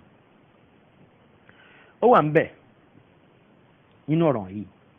tí n bá bọ́ sí page 154 page 154 ó sọ ń bì kan bẹ̀ láàrin lọ́wọ́ òkè ó ní hadrat Khalifatul Masih the first Khalifa Ghulam Ahmad alákọ̀ọ́kọ́ tí í ṣe Nuruddin himself was but a disciple of the promised Messiah and had like others sworn alliance to the master. ó ní gbèsè ayé Ghulam Ahmad wípé Hakim Nuruddin gan òun gan wà náà tó ṣe bẹ́yìn fún Ghulam Ahmad pé àwọn máa tẹ̀lé gbogbo ń tẹ́ bá ti sọ ọ̀gá àwọn ò ní ya pààyàn rárá àti rárá. ó ní as a matter of fact Khalifatul Masih himself never claimed any superior authority. He once wrote ó ní Khalifa Ghulam Ahmad ti ṣe Khalifa alákọ̀ọ́kọ́ Hakim Nuruddin ó tiẹ̀ sọ́ngbà kan rí ó ló kọ́ wípé ẹ máa gbọ́ ìtẹ̀lé tí àwọn alámadé ń tẹ̀lé Ghulam Ahmad o tẹ́ẹ̀fì wípé èyàn ò lè máa jẹ́ Ahmadi kó tẹ̀lé Ghulam Ahmad tọkàntọkàn kó sì lóun jẹ́ mùsùlùmí tóun tẹ̀lé anabi sallallahu alayhi wa sallam tọkàntọkàn ṣó ṣe é ṣe bẹ́ẹ̀ ni báwo lèyàn ṣe ń sin ọ̀gá méjì papọ̀ báwo lóbìnrin ṣe lè wà lábẹ́ ọkùnrin méjì ìjẹ́rù ẹ̀ ṣe é ṣe ìjọba amú nínú ẹ̀sìn ọlọ́run yóò bá làákàyè ọmọnìyàn gan mu. Bashiruddin Mahmud Ahmad òun náà pledge support àti followership fún Ghulam Ahmad nínú gbèsè ayé ẹ̀ pé àwọn ò ní ṣàìgbọ́rọ̀ sí ẹ lẹ́nu. ẹni tí mò ń sọ náà ni Hakim Nuruddin but Bashir Ahmad ló mú ọ̀rọ̀ yìí wá fún wa ní page 154. ó ní I swear by God Hakim Nuruddin àlífà alákọ̀ọ́kọ́ lẹ́yìn Ghulam Ahmad ó ń sọ lójú ayé Ghulam Ahmad wípé that I believe ó lóun fi Ọlọ́run búra that I believe with my heart in all the claims of the promised Messiah wípé gbogbo ohun tí Ghulam Ahmad wáyé wá sọ tó sọ ọ́lẹ̀ gbogbo ẹ̀ pátápátá gbogbo ohun tó claim pátápátá gbogbo ẹ̀ pátápátá lòun nígbàgbọ́ nù ẹ̀ and hold firmly to them òun sì di àwọn ìgbàgbọ́ náà mú òun ìyá kankan òun ò fi kankan lẹ̀ ń bẹ̀ ṣe rí nísìn wọ́n ń tẹ̀lé ànábì wọn tọkàn taratara and it is my faith that the acceptance of them is a necessary condition of salvation. ó ní inú gbàgbọ́ òun náà sì ni wípé èèyàn ní lè jẹ́ onígbàgbọ́ òdodo kókó rẹ̀ ní mùsùlùmí tí ó wà àlìjánnà tí ó ra àánú Ọlọ́run tí ò ní wọná àyàfi kí ó nígbàgbọ́ nínú gbogbo ohun tí Ghulam Ahmad sọ ṣe rí báyìí ọ̀rọ̀ yìí ò túmọ̀ sí nǹkan kan kọjá tekfirul muslimin àtúnrí gbólóhùn ìpè mùsùlùmí ní kèfèrí míì lẹ́nu Hakim Nuruddin tó jẹ́ khalifa alákọ̀ọ́kọ́ ẹ̀rí ìlànà táṣíwájú wọn là kalẹ̀ gẹ́gẹ́ bí mo ṣe fà á yọ ní ọ̀pọ̀lọpọ̀ náà àwọn àyè tirẹ̀ kò tí ì tán ó sì tún kù mọ́ ń bọ̀ òun náà ni àwọn ọmọ ẹ̀yìn náà tẹ̀lé yẹn. ní péjì yẹn náà bákan náà péjì 154 Hakim Nuruddin wọn ló tún sọ pé those who go against any such decision cease to be Ahmadis. àwọn àgbàgbọ́ Ahmadiyya bó ṣe wà lákọọ́lẹ̀ láyé Ghulam Ahmad anybody ẹni yòówù tí ó bá fi lè ṣàtakò kánú àwọn ìgbàgbọ́ náà onítọ̀hún ò ní jẹ́ Ahmadi mọ́ tí ó bá sì ti jẹ́ Ahmadi ó di kíni ẹ̀jẹ̀ mọ́ ó di kèfèrí ń bọ́ ló ń lọ tó bá di lálùkìyámà inú náà ni gbére wal iyazu billah. lẹ́ẹ̀kan sí ọ̀rọ̀ ẹ kírun lẹ́yìn ẹni tí kì í ṣe Ahmadi àbí ẹ má kírun lẹ́yìn èyí ó tún wà nínú ìwé ìbákan náà ní page 155 ń bẹ̀. the promised Messiah writes ọmọ Bashiruddin Ahmad ó ń fi ọ̀rọ̀ yìí ṣe ẹ̀rí fún Maulana Muhammad Ali tóun ní ìgbàgbọ́ wípé a lè kírun lẹ́yìn ẹni tí kì í ṣe Ahmadi bí àwọn Ahmadiyya àtọ̀dọ̀ wa ń bí Nàìjíríà náà ṣe máa ń dọ́gbọ́n sọ wípé ṣe bẹ́ẹ̀ rí bá ń kírun pẹ̀lú yín bó lẹ ṣe ń sọ wípé a nígbàgbọ́ wípé a lè máa kírun lẹ́yìn yín lèmi ṣe ń sọ wípé ẹ dákun ta ló gbọ́ Ghulam Ahmad yé jù gan ṣé àwọn dókítà Tìmẹ́yìn dókítà Mashoodi ní Nàìjíríà ń bí àbí àwọn ọmọ Ghulam Ahmad àtàwọn khalifa ẹ̀ gangan ta ni gan tó fi dórí khalifa tó wà lẹ́ni ta ló gbọ́ Ahmadiyya yé jù ṣèbí tíra ló ń sọ̀rọ̀ yìí ṣé tíra ń parọ́ ni ẹ jẹ́ ká kí ẹ má gbẹ̀tàn o mùsùlùmí ní Nàìjíríà àti ní gbogbo àgbáyé ní Benin Republic tẹ́ ń gbé èdè Yorùbá ẹ má gbẹ̀tàn ọ̀tọ̀ ni tó wà nù ìwé lèmi kóòtù fún yín yẹn wàláhì tẹ́ bá ti tẹ̀ sórí íńtánẹ́ẹ̀tì pẹ́pẹ́pẹ́pẹ́ truth about the split ó ti gbé ìwá fún yín tí ò bá wá gbé wá sáìtì yẹn náà lè máa wá ní sáìtì wọn ẹni tó bá wọn pé òun nídìí àwọn ọ̀rọ̀ yìí ní túláàsì tó bá ti débẹ̀ insha Allah yóò rí àwọn ọ̀rọ̀ náà èmi kọ́ ni mo kọ́ alámàdí má bínú ṣe ni kó o lọ gba àwọn ìwé yẹn kó o wò kó o tún kà wá kà ní kíkà tuntun má kà ní kíkà tẹ̀ ń kà tẹ́lẹ̀ tẹ́ ń dáwọ́ bò báwọn Christian ṣe ń ka báíbù bẹ́ẹ̀ ni tó yẹ pé quotation tó máa ń fún wọn ní church nìkan ni wọ́n ń wò bá bá ṣe tú fún wọn nìkan ni wọ́n ń gbà àwọn nǹka báíbù kan jókòó tí wọ́n ronú sí tán bá ronú sí tán kà ní tán jókòó tí tán kà from Genesis to Revelation wọ́n á rí ń bẹ̀ wípé kò sọ́lọ́run kan níbì kan àyàfi Allah nìkan ṣoṣo Jésù Kristi òjíṣẹ́ Ọlọ́run ni kì í ṣe ọmọ Ọlọ́run iṣẹ́ tọ́lọ́run ló wáyé wá jẹ́ ṣùgbọ́n wọn ò ní jẹ́ kankan tán bá sì ká àwọn ọ̀gá wọn á dabarú ẹ̀ mọ́ wọn lọ afẹ́ntọ́lọ́run bá fẹ́ ṣàánú alhamdulillah ọ̀pọ̀ èèyàn ń rò tọ́lé nísìn látara íńtánẹ́ẹ̀tì gbogbo àwọn ìròyìn wọ̀nyí ó ń fọ́nkáyé ìwà amadi ìwọ náà ṣàmúlò íńtánẹ́ẹ̀tì tó wà lọ́wọ́ ẹ̀ má jẹ́ kí ọ̀gá ẹ̀ tàn ẹ̀ dókítà Tìmẹ́yìn ò lè máa wé ju tíra lọ kò lè máa kéwú ju tíra lọ kò lè máa wé ju ìwé lọ bẹ́ẹ̀ ni kò sí bí ìmọ̀ ẹ̀ ṣe lè pọ̀ tó padà sí ìpìlẹ̀ ṣebí wọn náà gbóyìnbó àbẹ́mi ni mo kọ ìtànká yìí ṣebí ẹ gbóyìnbó tẹ́ ẹ bá tiẹ̀ kéwú ètò dẹ̀ jẹ́ èdè lárúbáwá náà à ń tu fún yín ẹ tún lọ gbé bẹ́ẹ̀ lòmíì tó wà nọ́tà tí ò ṣalámadí kódà tí ò jẹ́ àlùsùnnà tó kàn gbé èdè lárúbáwá ẹni tún tó wà nú àwọn ọ̀ràn yìí fún mi ó rọrùn láti járó èèyàn lásìkò tá a wà yìí púpọ̀ kódà gan àwọn ọ̀ràn yẹn gẹ́ tún lè kọ́ fún íńtánẹ́ẹ̀tì gan pé kó bá yín túmọ̀ ẹ̀ àbí ẹ̀kọ́ jàmọ́ bí ti technology develop lé ní ṣé ìwọ gbọ́dọ̀ wá wà ní òkùnkùn ìwọ alámadí ṣọ́ra ẹ̀ o yára ńlá káyè o kó tó dijọ́ àlùkìyámà tètè ronú o ọjọ́ tí wà táwọn àwọn aṣíwájú ẹ̀ tẹ́ padà takora yín wájú Ọlọ́run ṣùgbọ́n tí ìtakò yín ò ní wúlò jọ yẹn o dọ́n fa tọ́líbù wálé matulub àtàṣíwájú àtọ́mẹ́yìn tọ́lọ́run padà fi oníkálukú wọn tí ó padà fi wọn kó iná nítorí pé wọ́n ṣàìgbọràn má jẹ́ kan sọ ẹnu nítorí tọ́lọ́ ẹ̀bẹ̀ mò ń bẹ̀ o mi ò ṣakọ̀ torí pé anabi sallallahu alayhi wa sallam ìfẹ́ tó ní sí ọmọ ẹ̀dá ènìyàn òun náà ni pé káwọn èèyàn gba tọ́lọ̀ ká tẹ̀lé tọ́lọ̀ anabi ṣe wàhálà títí débi pé ó ń sunkún torí àwọn èèyàn ìyẹn ni mo ṣe ń sọ̀rọ̀ tí mo ń bẹ́ẹ̀bẹ̀ pé ṣé wàá sí máa mẹ́bẹ̀ lọ́wọ́ ni bẹ́ẹ̀ ni wàláhì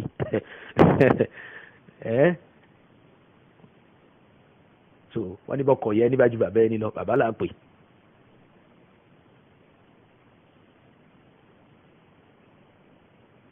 a gbọ́dọ̀ máa pẹ̀tù sí wọn nù ni a gbọ́dọ̀ máa sọ fún wọn ni kó lè yé wọn torí pé téèyàn bá ń bẹ nínú àwọn àgbàgbọ́ yẹn gbà mí ó máa ń dàbí ẹni wípé wọ́n fi nǹkan kan bú ọkàn yàn wọ́n fi nǹkan kan dín ní lójú wọ́n fi nǹkan kan dín ní létí gbogbo ẹni tí irú ẹ̀ bá ṣe rí ẹ bẹ́ẹ̀ lọ́wọ́ christian ọ̀pọ̀lọpọ̀ àwọn pastors àwọn reference tó kó onú christianity ẹ bẹ́ẹ̀ lọ́wọ́ wọn ẹ pè wọ́n wípé ńgbà tẹ́ wà nù christianity yẹn kí ló dé tẹ̀ ráwọn òótọ́ tẹ́ wá padà tẹ̀lé yìí ná kẹ́yìn náà gbọ́ kí ni wọ́n fẹ́ sọ. ẹ rí wípé wọ́n á máa sọ fún yín pé ó dàbí ẹni pé bí ẹni pé àwọn crazy gbà yẹn ni nígbà téèyàn bá ń ṣe bídíà dáadáa tó jìdò sínú àwọn bídíà burúkú kan tó bá padà wá mọ súnà nábì yóò máa dàbí ẹni pé ó ya wèrè ńgbà tó fi wà nínú bídíà yẹn ni bí ìmọ̀nà ṣe máa ń rí nìyẹn tó bá wọnú ọkàn báyìí yóò dúró pa síbẹ̀ òun wà ní jáde mọ́ torí náà nǹkan kálámàdí kó kíyèsí àwọn ọ̀rọ̀ tá à ń sọ yẹn nínú page 155 the promised messiah right ọmọ Ghulam Ahmad èyàn ò lè mọ̀ yọ̀ọ̀ṣọ́ lọ tó mọ bàbá ẹ̀ dáadáa ju Maulana Muhammad Ali lọ àti Dr. Tìmẹ́yìn àtàwọn ẹlẹgbẹ́ wọn tí wọ́n ń wí nǹkan míì tá ń pè yẹn lákìdá Ahmadiyya fún wa tá fi ń ta mùsùlùmí jẹ tá fi ń fi rinlẹ̀ pé mùsùlùmí làwọn náà wọ́n sọ bẹ́ẹ̀ fáráyé ọmọ Ghulam Ahmad gangan ló ń sọ báyìí pé ó ní bàbá àwọn right ó sọ wípé ó kọ nínú àkọọ́lẹ̀ wípé remember that ọ̀rọ̀ tí mo ti kóòtù lẹ́ẹ̀kan inú ẹ̀ náà ni o but eléyìí wọn kóòtù ẹnu ìwé Tuhfa Gorlawiya ní page 18 ló ti kóòtù ọ̀rọ̀ yẹn ó ní remember that God has informed me that it is forbidden to you and forbidden altogether that you should pray behind any mukafir ìyẹn no bracket wọn kọ síbẹ̀ pé who attributes kufru to another mukadhib inú bracket níbẹ̀ náà a denier or mutaraddid wọn kọ sínú bracket níbẹ̀ pé a doubter ẹni tó ń ṣe iyèméjì your imam should be one who is one of yourselves ṣe ọ̀rọ̀ yìí clear tó nísìn alámàdí ṣe ò à ń gbọ́ nísìn ìpè tí mo sọ lẹ́ẹ̀kan yẹn bó ti rí náà nìyẹn ọmọ Ghulam Ahmad ẹ kọ́kọ́ pè òun nírọ́ kó tó di wípé ẹ pè mí nírọ́ tẹ bá dé pé òun nírọ́ sílẹ̀ pé gbogbo Ahmadiyya tó wà lágbàáyé torí pé olórí Ahmadiyya ní tí ó já sí pé ipasẹ̀ tiẹ̀ òun náà gbogbo Ahmadiyya yòókù rìn àyàfà àwọn tó bá jí Ahmadiyya míì tí wọ́n ti yà lọ́tọ̀ á padà sọ̀rọ̀ láwọn agbọ́nrin yẹn tó bá padà yà nítorí bàbá àwọn sọ nìyẹn o ó ní àwọn kan tó ń gbé káàkiri ẹ máa wò ó ní Maulana Muhammad Ali tún sọ wípé Khalifa Ghulam Ahmad tí í ṣe Khalifa alákọ̀ọ́kọ́ Nuruddin wípé ó pàmìtì àwọn èèyàn kan pé ká máa kírun lẹ́yìn àwọn tí wọn kì í ṣe Ahmadi ọmọ Ghulam Ahmad tún fèsì sọ̀rọ̀ yẹn nínú tírà nínú ìwé Truth About the Split yìí náà ìwé tó ń pè ní Truth About the Split yìí ìwé yẹn ni wọ́n ń pè ní Ainat Sadaqat Ainat Sadaqat àbí Ainiyat Sadaqat nínú Urdu language wọn ní àfi kọ̀wé yẹn kó tó di pa translate ẹ̀ sí English ó ní irọ́ tún ní ọ̀rọ̀ yẹn náà Khalifatul Masih tí ṣe Hakim Nuruddin Khalifa alákọ̀ọ́kọ́ ó ní kò sọ bẹ́ẹ̀ o kò permit anybody láti máa kírun lẹ́yìn ẹni tí kì í ṣe Ahmadi so ó tẹ̀síwájú láti ṣe àwọn àlàyé yẹn náà lẹ́kùnrẹ́rẹ́ tó fi ń fèsì fún Muhammad Ali pé òpùrọ́ ni ẹ o ìwọ Muhammad Ali yẹn ọ̀rọ̀ tó ń sọ irọ́ ni àwọn ọ̀rọ̀ náà jẹ́mọ́ ìwájẹ́ ká tẹ̀síwájú ká ṣàǹfààní nǹkan kan òun náà ni wípé lóòótọ́ bá a ṣe rí lẹ́ni lóòótọ́ mò ń bè lọ́wọ́ àwọn èèyàn kan wípé ṣé Ahmadiyya movement wà Nàìjíríà Ahmadiyya Muslim Jama wà torí èyí tó súnmọ́ òun náà ni kó já sí pé àwọn Dr. Tìmẹ́yìn wọ̀nyí àtàwọn ẹlẹgbẹ́ wọn yòókù wọ́n faramọ́ Lahore Ahmadiyya movement púpọ̀ ju Ahmadiyya tó jẹ́ headquarter gangan tó jẹ́ ìpìlẹ̀ gan original Ahmadis gan ó ṣeé ṣe kan faramọ́ àwọn tí Lahore ju àwọn yẹn lọ torí pé n tà ń gbọ́ lọ́dọ̀ tí wọ́n ń bì nìyẹn pé Dr. Tìmẹ́yìn ò kì í fi gbogbo ara sọ wípé ìwọ ni fún Ahmadi láti kírun lẹ́yìn ẹni tí kì í ṣe Ahmadi ṣe ni ó fún ọ̀rọ̀ yẹn ní tiwọn mi bá mi irú tí mo sọ lẹ́ẹ̀kan mo ti sọ ní ọ̀rọ̀ mi sẹ́yìn wípé wọ́n á sọ pé ńgbà tẹ́ ń pa àwọn kéfì bóòlù àwọn ṣe wá kú fẹ́ fọkànbalẹ̀ pẹ̀lú ẹni tó ń pa àwọn kéfì ṣé ẹ̀rù ní máa bá wọn kí wọ́n máa lọ ṣáwọn láàké lórí àbí jígà ńgbà táwọn bá lọ wọnú mọ́ṣáláṣí àwọn mùsùlùmí yẹn kírun ìdí nìyẹn táwọn ò ṣe fẹ́ kírun ní ẹ̀yìn àbí nǹkan ńgbà tó gbà pé kéfì rí lòun bóòlù ọkàn ṣe máa balẹ̀ ńgbà tó ń bá ń kírun lẹ́yìn ẹ̀ ṣẹ́rí bí tí Dr. Tìmẹ́yìn tú sí ṣé ọ̀rọ̀ olóòótọ́ lílé yàbọ̀rọ̀ pùrọ̀ tẹ́ bá padà sẹ́yìn tẹ́ gbọ́n tí mo ti sọ sẹ́yìn tẹ́lẹ̀ nínú ọ̀rọ̀ yìí ẹ ti rí i pé ọ̀rọ̀ pùrọ̀ lọ́rọ̀ dókítà Tìmẹ́yìn ní tí ò ṣẹlẹ̀ òun ló ṣẹlẹ̀. ṣùgbọ́n lóòótọ́ àwọn èèyàn máa ń mú wá gẹ́gẹ́ bí ọ̀rọ̀ ń gbà míì wípé àyíká Ahmadiyya ló dẹ̀ ń kírun lẹ́yìn mùsùlùmí yẹn kí ni ìtumọ̀ ọ̀run tí wọ́n ń kí lẹ́yìn mùsùlùmí gan tó wáyé pé wọ́n ń kírun pẹ̀lú wa lóòótọ́ tó rárá àwọn èèyàn kọ̀ọ̀kan tàjọ́ ń kírun ládùúgbò ìyẹn sọ pé ládùúgbò tèmi o ìyẹn sọ pé mọ́ṣáláṣí tiwa o ó lè wà káàkiri bẹ́ẹ̀ láwọn àdúgbò yín. inú ẹ̀sùn tí Muhammad Ali tó fi kan Bashiruddin Mahmud Ahmad nígbà tó di khalifa ìyẹn khalifa ẹlẹ́ẹ̀kejì òun náà ni wípé ṣé bí wọ́n gan tó ń sọ pé akida Ahmadiyya ni kéèyàn má kírun lẹ́yìn àwọn tí kì í bá ṣe Ahmadi ṣé bí wọ́n gan ńgbà tí wọ́n gan lọ sí Mẹ́kà ṣé bó kírun fún bí 20 ọjọ́ tẹ́ ẹ lò ní Mẹ́kà ṣé bó ń kírun lẹ́yìn àwọn ìmáàmù ní Mẹ́kà ṣẹ̀rùpọ̀rọ̀ ńlá lélẹ̀ Muhammad Ali ló fi ẹ̀sùn yẹn kan Ghulam Ahmad bẹ́ẹ̀ kí ló wá ṣẹlẹ̀ yẹn mọ̀ ìyá mi ní ẹ̀sẹ̀ Islam ẹ jẹ́ kí n ka ọ̀rọ̀ yẹn fún yín. ó ní in the year 1912 I went on pilgrimage. Bashir Mahmood ó fẹ́ ṣàlàyé ó fẹ́ fèsì fún Muhammad Ali bó lọ̀rọ̀ yẹn ṣe ṣẹlẹ̀ gan-an kí ni túmọ̀ ọ̀rọ̀ yẹn. ó ní in the year 1912 I went on pilgrimage to Mecca in company with Sayyid Abdul Muhi Arab visiting Egypt on our way. ó láwọn gba Egypt kọjá gẹ́gẹ́ bẹ́ẹ̀ ṣe ń gbọ́ túmọ̀ ẹ̀yìn yẹn. ó ní my maternal grandfather ẹnìkan náà mọ̀lẹ́bí òun nídìílé ìyá òun àbí bàbá ìyá òun. ó ní Mir Nasir Nawab Sahib orúkọ ẹ̀ ló pè ló dárúkọ yẹn. ó ní also went on pilgrimage ẹni yẹn náà ẹni tó dárúkọ kẹ́yìn ó ní yẹn náà lọ ṣe hajj lọ́dún yẹn the same year. he went to Mecca direct from Qadian òun lọ sí Mecca tààrà ní bóun ṣe kúrò ní Qadian títí ẹ̀ láti India lọ́hùn yẹn but àwọn táwọn àwọn sì tún gba Egypt lọ kó tó di pé àwọn padà gbàbẹ̀ lọ sí Mecca. ó ní we met at Jeddah àwọn wá pàdé pẹ̀lú ẹni yẹn bàbá gbanú family òun yẹn àwọn pàdé ní Jeddah and from there journeyed together to Mecca àwọn wájọ ṣèrìn àjò lọ sí Mecca láti Jeddah. on the very first day at Mecca ní ọjọ́ àkọ́kọ́ nígbà táwọn dé Mecca ọjọ́ àkọ́kọ́ táwọn máa kọ́ lù Mecca báwọn ṣe ń sọ̀kalẹ̀ sọ́hún gbàrà while we were circumambulating the Kaaba nígbà táwọn ń ṣe tawaf yíká Kaaba time came for the evening prayers àsìkò òun bá tó I wish to withdraw ó ní mo fẹ́ sá sẹ́yìn pé àsìkò òun ló tó yìí ẹ jẹ́ ká lọ kírun tiwa gẹ́gẹ́ bí ìṣe àwọn ṣe ń gbọ́ jàmá mùsùlùmí ẹ má sùn oorun wẹ̀ èyí tí ẹ gbọ́dọ̀ sùn wájú adájọ́ ọlọ́run kó jẹ́ ká la ọ̀rọ̀ àlìkíyàmà wa là ń sọ yìí fẹ́ ẹ̀dá ò ní ma pàtàkì irú ọ̀rọ̀ yìí ó dijọ́ tí kú bá gbé kú láyé lójijì tó wá wọ sàárè lójijì táwọn màláíkà wá jí pẹ́pẹ́pẹ́ báyìí tán gbé jókòó wípé oorun kẹ̀ oròpórun ló wá sùn bíi ayé oorun ò tí ì tó ayé ìṣirò níbi tó wà yìí gbogbo tó gbé ṣe níbi tó ti ń bọ̀ yẹn àsìkò ẹ̀san ìwádìí báyìí ìgbà náà lẹ̀dá ò tó mà lọ́rùn ọlọ́mọṣẹ́ wa ládọ́rùn mọ́ tọ́ ẹ̀ ṣàmì dáadáa yàmá ẹ̀ ṣàmì. ó ní àsìkò òun bá tó òun fẹ́ dọ́gbọ́n sá sẹ́yìn pé kóun pé ní kírun bí yìí ẹ jẹ́ ká ìtì máa wá bi lọ ká lọ kírun tiwa but our way was bad. ó ní àmójú ọ̀nà táwọn fẹ́ gbà BARRED ó ní ojú ọ̀nà náà èrò ti pọ̀ ń bẹ̀ and the service had already commenced àwọn èèyàn ti bẹ̀rẹ̀ wọ́n ti bẹ̀rẹ̀ ẹ̀rùn kíkí àwọn ò lè rí bí yọra kúrò ń bẹ̀ yẹn bẹ́ẹ̀rù ṣe máa ń pọ̀ tó ní haram yẹn. ó ní Mir Nasir Nawab Sahib told me bàbá àgbàánu family òun yẹn ló bá sọ fún òun wípé that Hadrat Khalifatul Masih had ordered that while at Mecca we might pray behind non-Ahmadi imams. ó ní bàbá àgbà yẹn bá ń sọ fún òun pé wọ́n mà yìí má wulẹ̀ dààmú rẹ̀ sórí khalifa Ghulam Ahmad khalifa alákọ̀ọ́kọ́ tí ṣe Nuruddin òun náà ti lulẹ̀ mú fatiwa wá wípé njọ́ tó bá ti ṣẹlẹ̀ báyìí tá a bá wà ní Mẹ́kà tá a rí ibi sásí a lè kírun lẹ́yìn àwọn àfáà kèfèrí wọ̀nyí tí wọ́n ń ṣe Ahmadi àwọn ìmáàmù ní Mẹ́kà ìmáàmù gbogbo mùsùlùmí àgbáyé òun náà ni ọmọ Ghulam Ahmad ló ń pè ní àwọn ìmáàmù kèfèrí yẹn o wọn àwa nífẹ̀ẹ́ sọ pàyànpàyàn bẹ́ẹ̀ yẹn wọ́n á pè wọ́n ní non-Ahmadi imams àdàpé kèfèrí òun náà ló ń jẹ́ non-muslim kèfèrí ni kèfèrí ń jẹ́ ẹ gbọ́ kèfèrí ni kèfèrí ń jẹ́ torí kò sí nǹkan mi láyé bí o ṣe mùsùlùmí àbí kèfèrí faman sha'a falyu'min wa man sha'a falyakfur famadha ba'da al-haqqi illa ad-dalal kò jù bẹ́ẹ̀ náà lọ nínú kó jẹ́ súnà àbí kó jẹ́ bídíà nínú kó jẹ́ ìmánì àbí kó jẹ́ kófùrù nínú kó jẹ́ ta'atun ìtẹ̀lọ́lọ́ àbí kó jẹ́ máṣíyà ìmáṣẹ́lọ́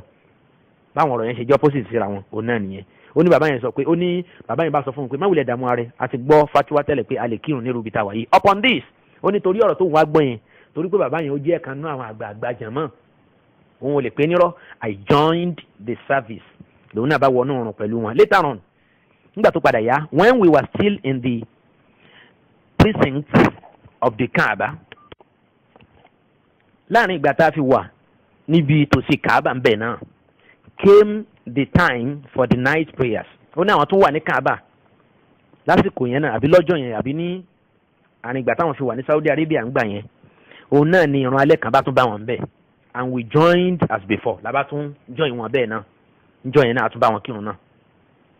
when we returned ó wá ṣẹlẹ̀ njọ́ yẹn pé ńgbà táwọn padà when we returned to our residence ńgbà táwọn padà sílé wa I said mo sọ wípé turning to Sayyid Abdul Muhi Arab mo bá sọ fún Sayyid Abdul Muhi Arab wípé the prayers we offered were only to comply the prayers we offered were only to comply with the command of Hadrat Khalifatul Masih.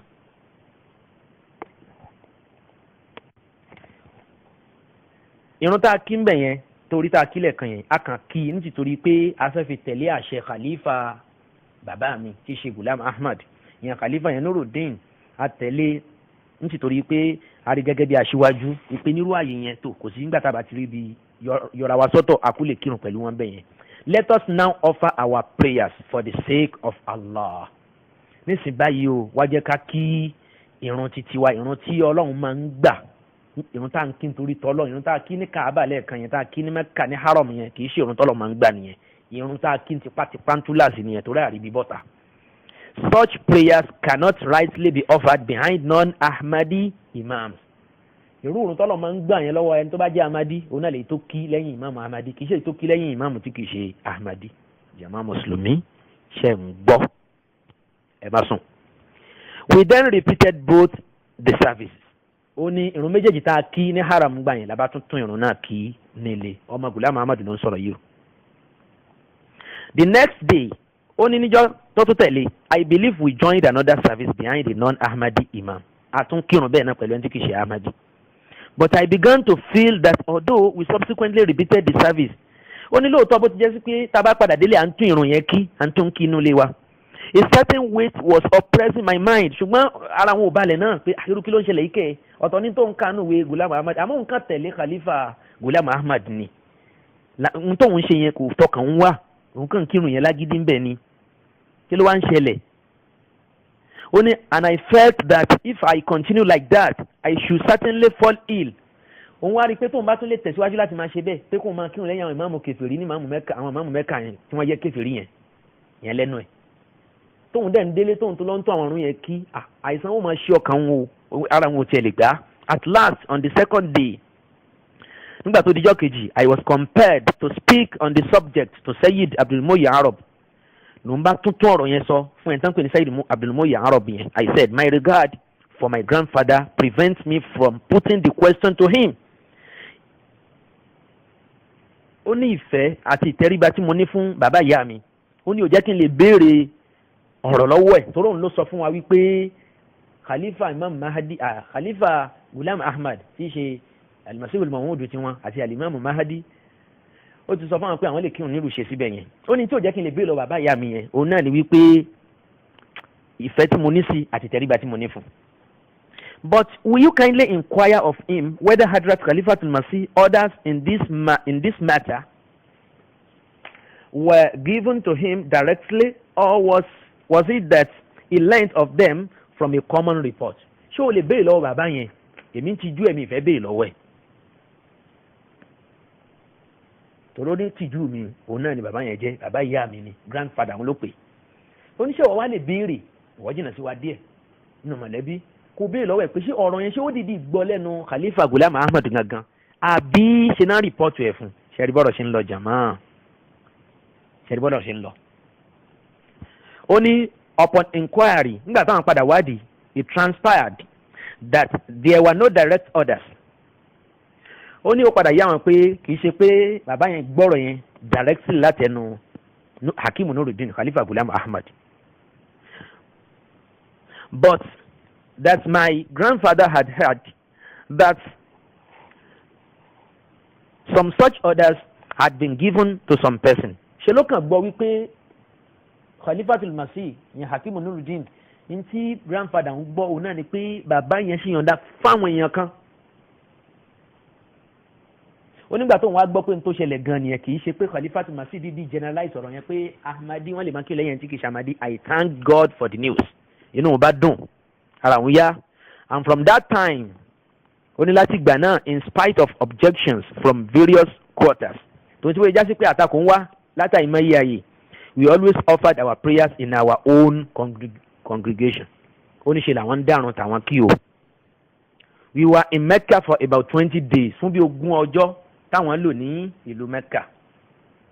At all times we offered our prayers either in our own house or in the Kaaba in a congregation of our own. Ó ní gbogbo ìgbà yálà ilé làwọn wà ní àwọn ń dárun àwọn kí nílé àbíkẹ́ àwọn kí pẹ̀lú jàmáà ní Kaaba. And it was a special favor of God that although as a general rule none save the few recognized sects were allowed to form a congregation within the quadrangle of the Kaaba. No one objected to our congregation. Ó nínú àánú táwọn bá pàdé ni pé táwọn bá wà ní Kaaba gan àwọn ń dànù tàwọn kí, àwọn aṣọ kan kírun tí wọ́n tán àwọn adànù ti tàwọn kí.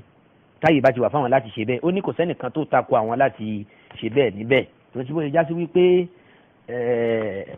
ó dàbí ẹni kó jẹ́ nǹkan táwọn èèyàn máa ń tako níbẹ̀ yẹn lórílẹ̀ yẹn kéèyàn máa dárun kí, kéèyàn máa fọ́ọ̀mù jàmáà míì. Ní pé ṣùgbọ́n tó ń ti bẹ́ẹ̀ nú àánú Ọlọ́run táwọn bá pàdé ó ní pé kò sẹ́nìkan kan tí ó tako àwọn. Ghulam Ahmad àbí Bashiruddin Mahmud Ahmad ọmọ Ghulam Ahmad ó tẹ̀síwájú nínú ọ̀rọ̀ náà. Bashiruddin Mahmud Ahmad ó tẹ̀síwájú ó ní grandfather òun tó mú information ẹdẹ tí àwọn táwọn fi ń tẹ̀lé ọ̀rọ̀ yẹn ó ní bàbá yẹn náà ó ṣèkì díẹ̀ wípé ṣé kìí ṣe pé n tó ń lọ sọ yóò padà wá dá nǹkan mi lẹ̀ lọ́jọ́ iwájú tí Ahmadi yóò máa kírun lẹ́yìn ẹni tí kìí ṣe Ahmadi torí òun lòún kọ́kọ́ gbé ìròyìn yìí o táwọn èèyàn fi ń tẹ̀lé bẹ́ẹ̀. He therefore said that he will bring the question to the notice of Hadrat Khalifatul Masih. Ló bá sọ fún un pé ok nígbà tá a bá kúkú fẹ́ kan padà sí Qadian on his return to Qadian tá a bá dé Qadian padà èmi gan fúnra mi bóyá mi ò gbọ́rọ̀ yẹn dáadáa tẹ́lẹ̀ ni o màá tún lọ tún ọ̀rọ̀ yìí dálẹ̀ nígbà tá a bá padà dọ́dọ̀ Khalifa Anabi wa. When at last we returned, Bashiruddin Mahmud Ahmad nígbà táwọn padà sí Qadian nílùú àwọn lọ́hùn, our friends one after another invited us to functions arranged to welcome us. Ó ní wọ́n ń ṣe ọ̀pọ̀lọpọ̀ àwọn àpèjẹ láti fi ṣe ìkóná àlejò àwọn nígbà táwọn padà sí ìlú àwọn láti fi gbà wọ́n lálejò pé ẹ káàbọ̀ láti ìlú Saudi Arabia láti ìlú Mecca ìlú Medina. Among others nínú àwọn tó gbà wọ́n lálejò tó ṣe nǹkan yẹn Miyan Hamid Ali, an old servant of the promised Messiah. Nínú wọn òun náà ni Miyan Hamid Ali tó jẹ́ kan nínú àwọn ọmọ ọ̀dọ́ the promised Messiah ìyẹn Ànábì wọn ti ṣe Ghulam Ahmad, who had attended upon him for 40 years, invited us to tea. Wọ́n ní ẹni tá à ń sọ wọ̀nyí Miyan Hamid Ali òun ti lo nǹkan bí ogójì ọdún pẹ̀lú Ghulam Ahmad. Lòun náà wà náà àwọn tó pè wá pé tó káwá mu tíì ní ọ̀dọ̀ òun o fọ́dọ̀ nẹ́sọ̀p ṣáì àní ẹ wá òun fẹ́ gbà yín lálejò kẹ́tẹ̀ wá báwọn náà ṣe rí díẹ̀ kóun gbà yín lálejò kẹ́ mu tíì àti nàánà. Only the guests included Hadrat Khalifatul Masih. Nígbà tẹ́ni ẹ máa pe àwọn náà àwọn àlejò tó pè ó pe Khalifa gangan náà gan tí í ṣe àròlé Ghulam Ahmad ní Abubakar ti tiẹ̀ náà. Ó pe Khalifa yẹn náà ó ní Mir nínú àwọn tó pè ó pe Mir Nasir Nawab Sahib, ó pe Sayyid Abdulmuyi Arab, gbogbo àwọn tí wọ́n lọ sí àjì yẹn ó pe àwọn tá a dárúkọ lẹ́ẹ̀kan yẹn. Ó ní one gentleman Hakim Muhammad Umar ẹnìkan tí wọ́n ń pè ní Hakim Muhammad Umar put the question to Hadrat Khalifatul Masih. Ní ẹ bá béèrè question lọ́wọ́ Khalifa Ahmadiyya nígbà yẹn. The latter replied, ó ní Khalifa bá down that he had never given question táwọn sọ lẹ́ẹ̀kan yẹn pé ṣé lóòótọ́ ni Khalifa permit àwọn ẹntíkì àwọn Ahmadiyya láti máa kírun lẹ́yìn ẹntíkì ṣàmàdí. Ẹni yẹn ló mú ìbéèrè yẹn wá bóyá ti jọ di lẹ́yìn pé ìwọ ni kò ẹ jẹ́ ká wọ ẹnìkan tí kì í ṣara wa tí ò lọ́wọ́ nú ọ̀rọ̀ yìí kó béèrè ọ̀rọ̀ yẹn ká lè bá rí ká lu Khalifa lẹ́nu gbọ́rọ̀ ká lè mọ kí ló kodoro ọ̀rọ̀ gan. The latter replied, ó ní Hakim Nuruddin Khalifa alákọ̀ọ́kọ́ lẹ́yìn Ghulam Ahmad ló bá fèsì wípé he replied that he had never given any fatwa of that kind. Ó ní láyé òun òṣèlú fatwa bẹ́ẹ̀ òun sọ bẹ́ẹ̀ ipe kí Ahmadi kó máa kírun lẹ́yìn ẹni tí kì í ṣe Ahmadi jama Musulumi ṣẹ́ẹ̀sán ṣe rí bọ́rọ̀ tí ń lọ nísìn ẹ̀wùn tó wà náà àkọọ́lẹ̀ ẹ̀wùn tá à ń gbọ́. only that his permission was given only to such people as were weak and timorous. Ó ní àwọn tó ń fún ní fatwa bẹ́ẹ̀ òun náà ni àwọn èèyàn kan tá a rí wípé wọ́n lẹ́ ìpèníjà púpọ̀ ń kojú wọn ò lè rẹ́sìn wọn ṣe àfi tí wọ́n bá manage láti kírun lẹ́yìn ẹni tí kì í ṣe Ahmadi bẹ́ẹ̀. Ó ní such people if they found themselves beggared tá bá ríra wọn bẹ́ẹ̀ pé àwọn ò rọ́gbọ́n dá sọ̀rọ̀ ara wọn by non-Ahmadis pé àwọn tí ìyànjẹ Ahmadiyya ló sọ̀rọ̀ ń dẹ àwọn ò lè rọ́gbọ́n dá sọ̀rọ̀ ara wọn might perform their prayers behind non-Ahmadis wípé irú wọn bẹ́ẹ̀ yẹn lòun fún ní ìgbàláyè bẹ́ẹ̀ wípé ok ẹ kírun lẹ́yìn wọn and repeat their prayers when they returned to their places. tá bá sì dé àyè wọn padà kan lọ tún ìrun náà kì í ṣe rí nísìn ṣé wá yé wa báyìí nísìn. níjọ́ tí mò ń ka ọ̀rọ̀ yìí nínú tíra Sheikh Ihsan Ilahi Zahir tó pè ní al-Qadiyaniyya dirasatun wa tahlil. gbogbo àwọn ọ̀rọ̀ wọ̀nyí ọkàn mi ò balẹ̀ lórí ẹ̀ láti sọ àfìgbà tí mo tó báṣẹ́ débi wípé wọ́n ní wọ́n mójú ajé kò ní sọ gẹ́gẹ́ bí Yorùbá ṣe máa ń dá aláṣà lọ́dọ̀ tiwọn. àfìgbà tí mo tó mójú ara mi tó báyìí pé mo ráwọn àkọọ́lẹ̀ tí mo ń kà sí yín létí mo ń rí kà. Yorùbá ní gan ni yá fi jí, Lárúbáwá ní laysa al-khabaru kal-mu'ayanati, ìròyìn ò tá mojúbà. bẹ́ẹ̀ ni òun náà lẹ́gbọ́ tí mo ń kà yẹn. ẹ̀yin mùsùlùmí ẹ̀yin má dààmú káàkiri mọ́, ẹ̀yin ẹ lọ sí péjì ibi tẹ́mi kóòtù fún yín. wàhálà tẹ́mi ṣe kí n tó wá gbogbo àwọn ọ̀rọ̀ wọ̀nyí jáde Ọlọ́run ní jẹ́ kẹ́yìn ṣerú ẹ̀ torí kò lóore kankan nú, kò lóore nú. àsìkò tó yẹ kéèyàn fi ṣe tìláwà Kùránì, tó yẹ kéèyàn fi máa ka hadith, kó fi máa kọ́ masáìlì fìkìyà tí ó ṣe láǹfààní tí ó fi kọ́ àwọn mùsùlùmí lẹ́kọ̀ọ́, òun náà la fi ń lò láti fi kàwé Ahmadiyya. ṣùgbọ́n ara ń ta wá ṣe láyé náà nìyẹn jàmáà. èyí tí mò ń ṣe yìí mi ò fẹ́ rí fọ́nrán kan késẹ̀tì kan tí mo lè sọ pé ẹ lọ gbọ́ ó kó ọ̀rọ̀ yìí sínú lẹ́kùnrẹ́rẹ́ ládùúgbò bí mo ṣe kó ọ̀rọ̀ jọ tó nípa àjọ Ahmadiyya. tí n bá rí ni mi bá ti sọ sáwọn èèyàn pé eléyìí ni kẹ́ ẹ gbọ́. lóòótọ́ àwọn aṣíwájú wa kan Ọlọ́run kó san wọ́n lẹ́san rẹ̀, pàápàá jùlọ Abu Rahima Mikael ní Ìbàdàn, Ọlọ́run kó san wọ́n lẹ́san rẹ̀ tó pọ̀. inú ẹni tó jẹ́ káwọn èèyàn mọ kí náà ń pè Ahmadiyya ńlẹ̀ Yorùbá yìí ni èmi ò mẹ́ni tí ó ṣíwájú ẹ̀, Ọlọ́run ló máa ń tẹ́nìkan mọ̀. àwọn kan lè ti sọ rí bẹ́ẹ̀ ni àwọn èèyàn ṣẹ̀ṣẹ̀ gbìyànjú rí bọ́t lásìkò gbà tí rẹ̀ pé à ń rìkọ́d dáadáa ọ̀rọ̀ títí ẹ̀ ló fọ́n ká tó ṣe kí sẹ̀tì àròjàre Ahmadiyya ní àròjẹ̀bí ẹ̀. irú àwọn tó jọba yìí náà àwọn náà ti sọ ń bẹ̀. ṣùgbọ́n lórí ọ̀rọ̀ pé Ahmadiyya pé gbogbo mùsùlùmí ní kèfèrí yìí ẹ̀kúnrẹ́rẹ́ lèmi tó ń ṣe yìí Ọlọ́run kó san Abu Rahima lẹ́san rẹ̀ àti gbogbo ẹni tó ń pèpè sí lànà tànábì tó sì ń gbógun ti bídí Ahmadiyya k'Ọlọ́run kó san wọ́n lẹ́san rẹ̀ k'Ọlọ́run kó bá a ṣe ìtọ́sọ́nà fún àwọn èèyàn wa nínú Ahmadiyya. so ọkàn mi ń balẹ̀ pẹ̀lú tí mo kà lọ́hùn sí tẹ́lẹ̀ wípé àṣé Sheikh Ihsan Ilahi Zahir kì í ṣòpùrọ̀ gẹ́gẹ́ bí Saheed Mẹ́yìn ṣe ń sọ lọ́pọ̀lọpọ̀ gbà pé òpùrọ̀ gbogbo àwọn àfa ńláńlá àwọn àfa kẹ̀ǹkẹ̀ tó jásí pé tá máa ń bẹ láyé tá máa fi kéwú kọ́ òun ò tó bẹ́ẹ̀ kó pọ̀ òun ó gbin lẹ́gbẹ̀ẹ́ wọn. ta ló ń jẹ́ Saheed Mẹ́yìn lẹ́gbẹ̀ẹ́ àwọn àfa àgbààgbà yẹn? kò tó bẹ́ẹ̀ lẹ́gbẹ̀ẹ́ àwọn tá à ń sọ wọ̀nyí, níbi tí ẹni bá dẹ̀ ka tírà àwọn èèyàn náà yóò mọ̀ pé àwọn èèyàn pọ̀ nímọ̀, wọ́n pọ̀ nímọ̀, èèyàn ni wọ́n àṣàláì láṣìṣe tiwọn. Abul Hasan Nadiwi, Abul Ala al-Mawdudi wọ́n láṣìṣe tiwọn, èèyàn ni wọ́n pé ṣùgbọ́n kí la fi ń wéra wọn yìí ṣé kú wá jọ oorun bí ń bo ní Dr. Saheed Mẹ́yìn wà lẹ́gbẹ̀ẹ́ àwọn tá à ń sọ yẹn nínú ìmọ̀ ọ̀nà jìn síra wọn púpọ̀,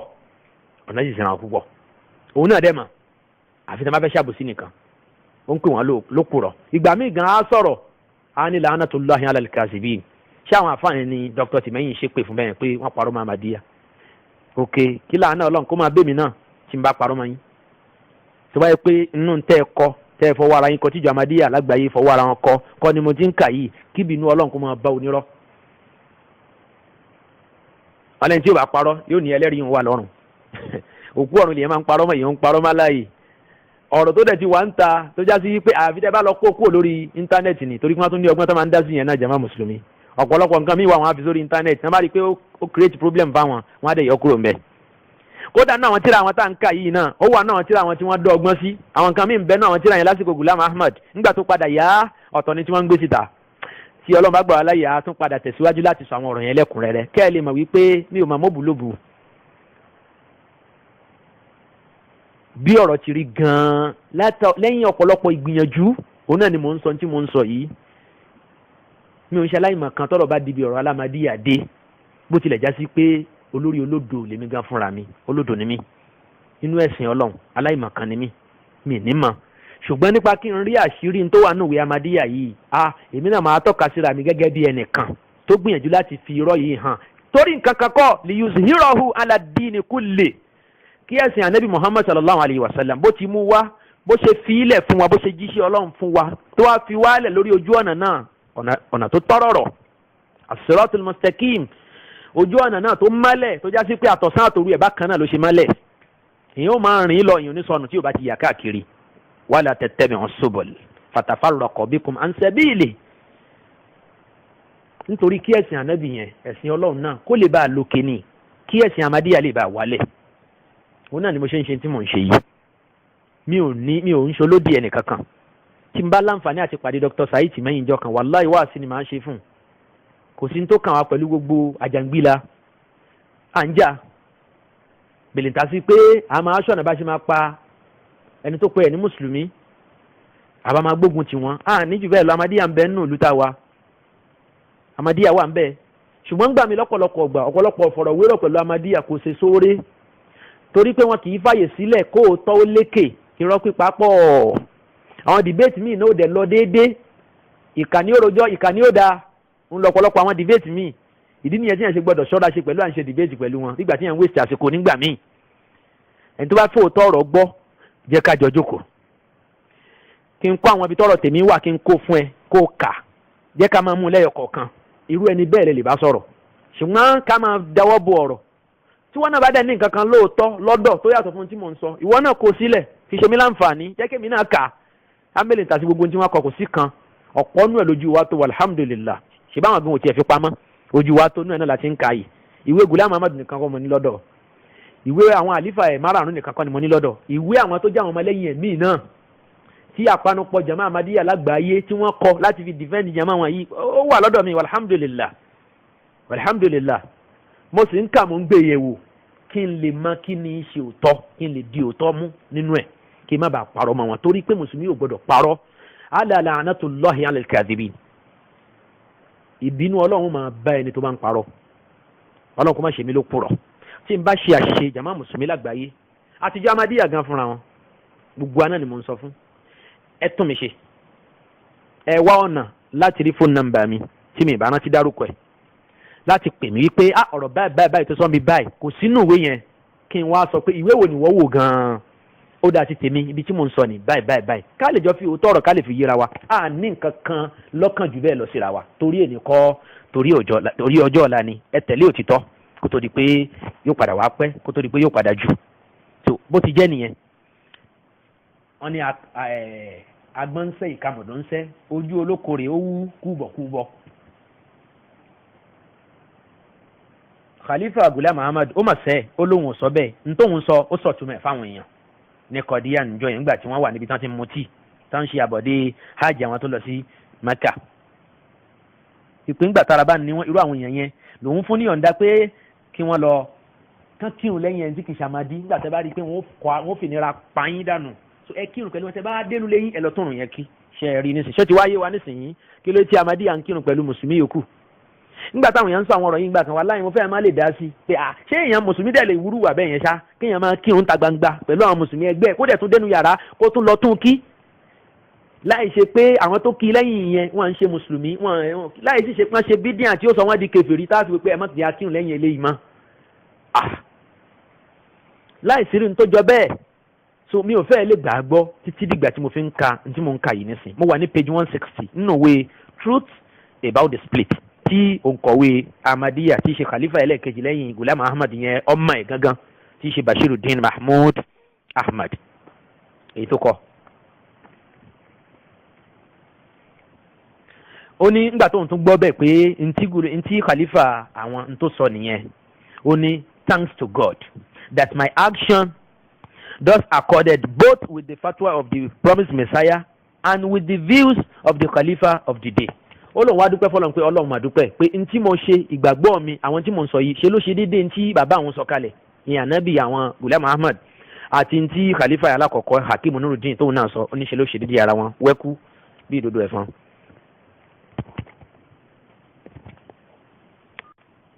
ṣùgbọ́n tẹ bá kà síwájú ní péjì yẹn náà péjì 160 ẹ máa kà yókù lọ kí n yọ̀ǹda yókù fún yín ẹ̀yin mùsùlùmí wọ́n ní díẹ̀ tó nínú nǹkan ní nǹkan so kí àrọ̀ra fi mọ níbẹ̀ yẹn ká fi mọ níbẹ̀ yẹn ó tún ṣàwọn àlàyé mi síwájú pé kí ló wá dé tóun kírun bóun ṣe kírun ní haramu bẹ́ẹ̀ yẹn tóun ṣe nǹkan kan ó ní gbogbo àwọn àlàyé yòókù tí ó tún tẹ̀síwájú láti máa sọ fún wa so kí n dúró nínú ìwé yẹn náà ká lè bá a bọ́ sínú àkọọ́lẹ̀ mi.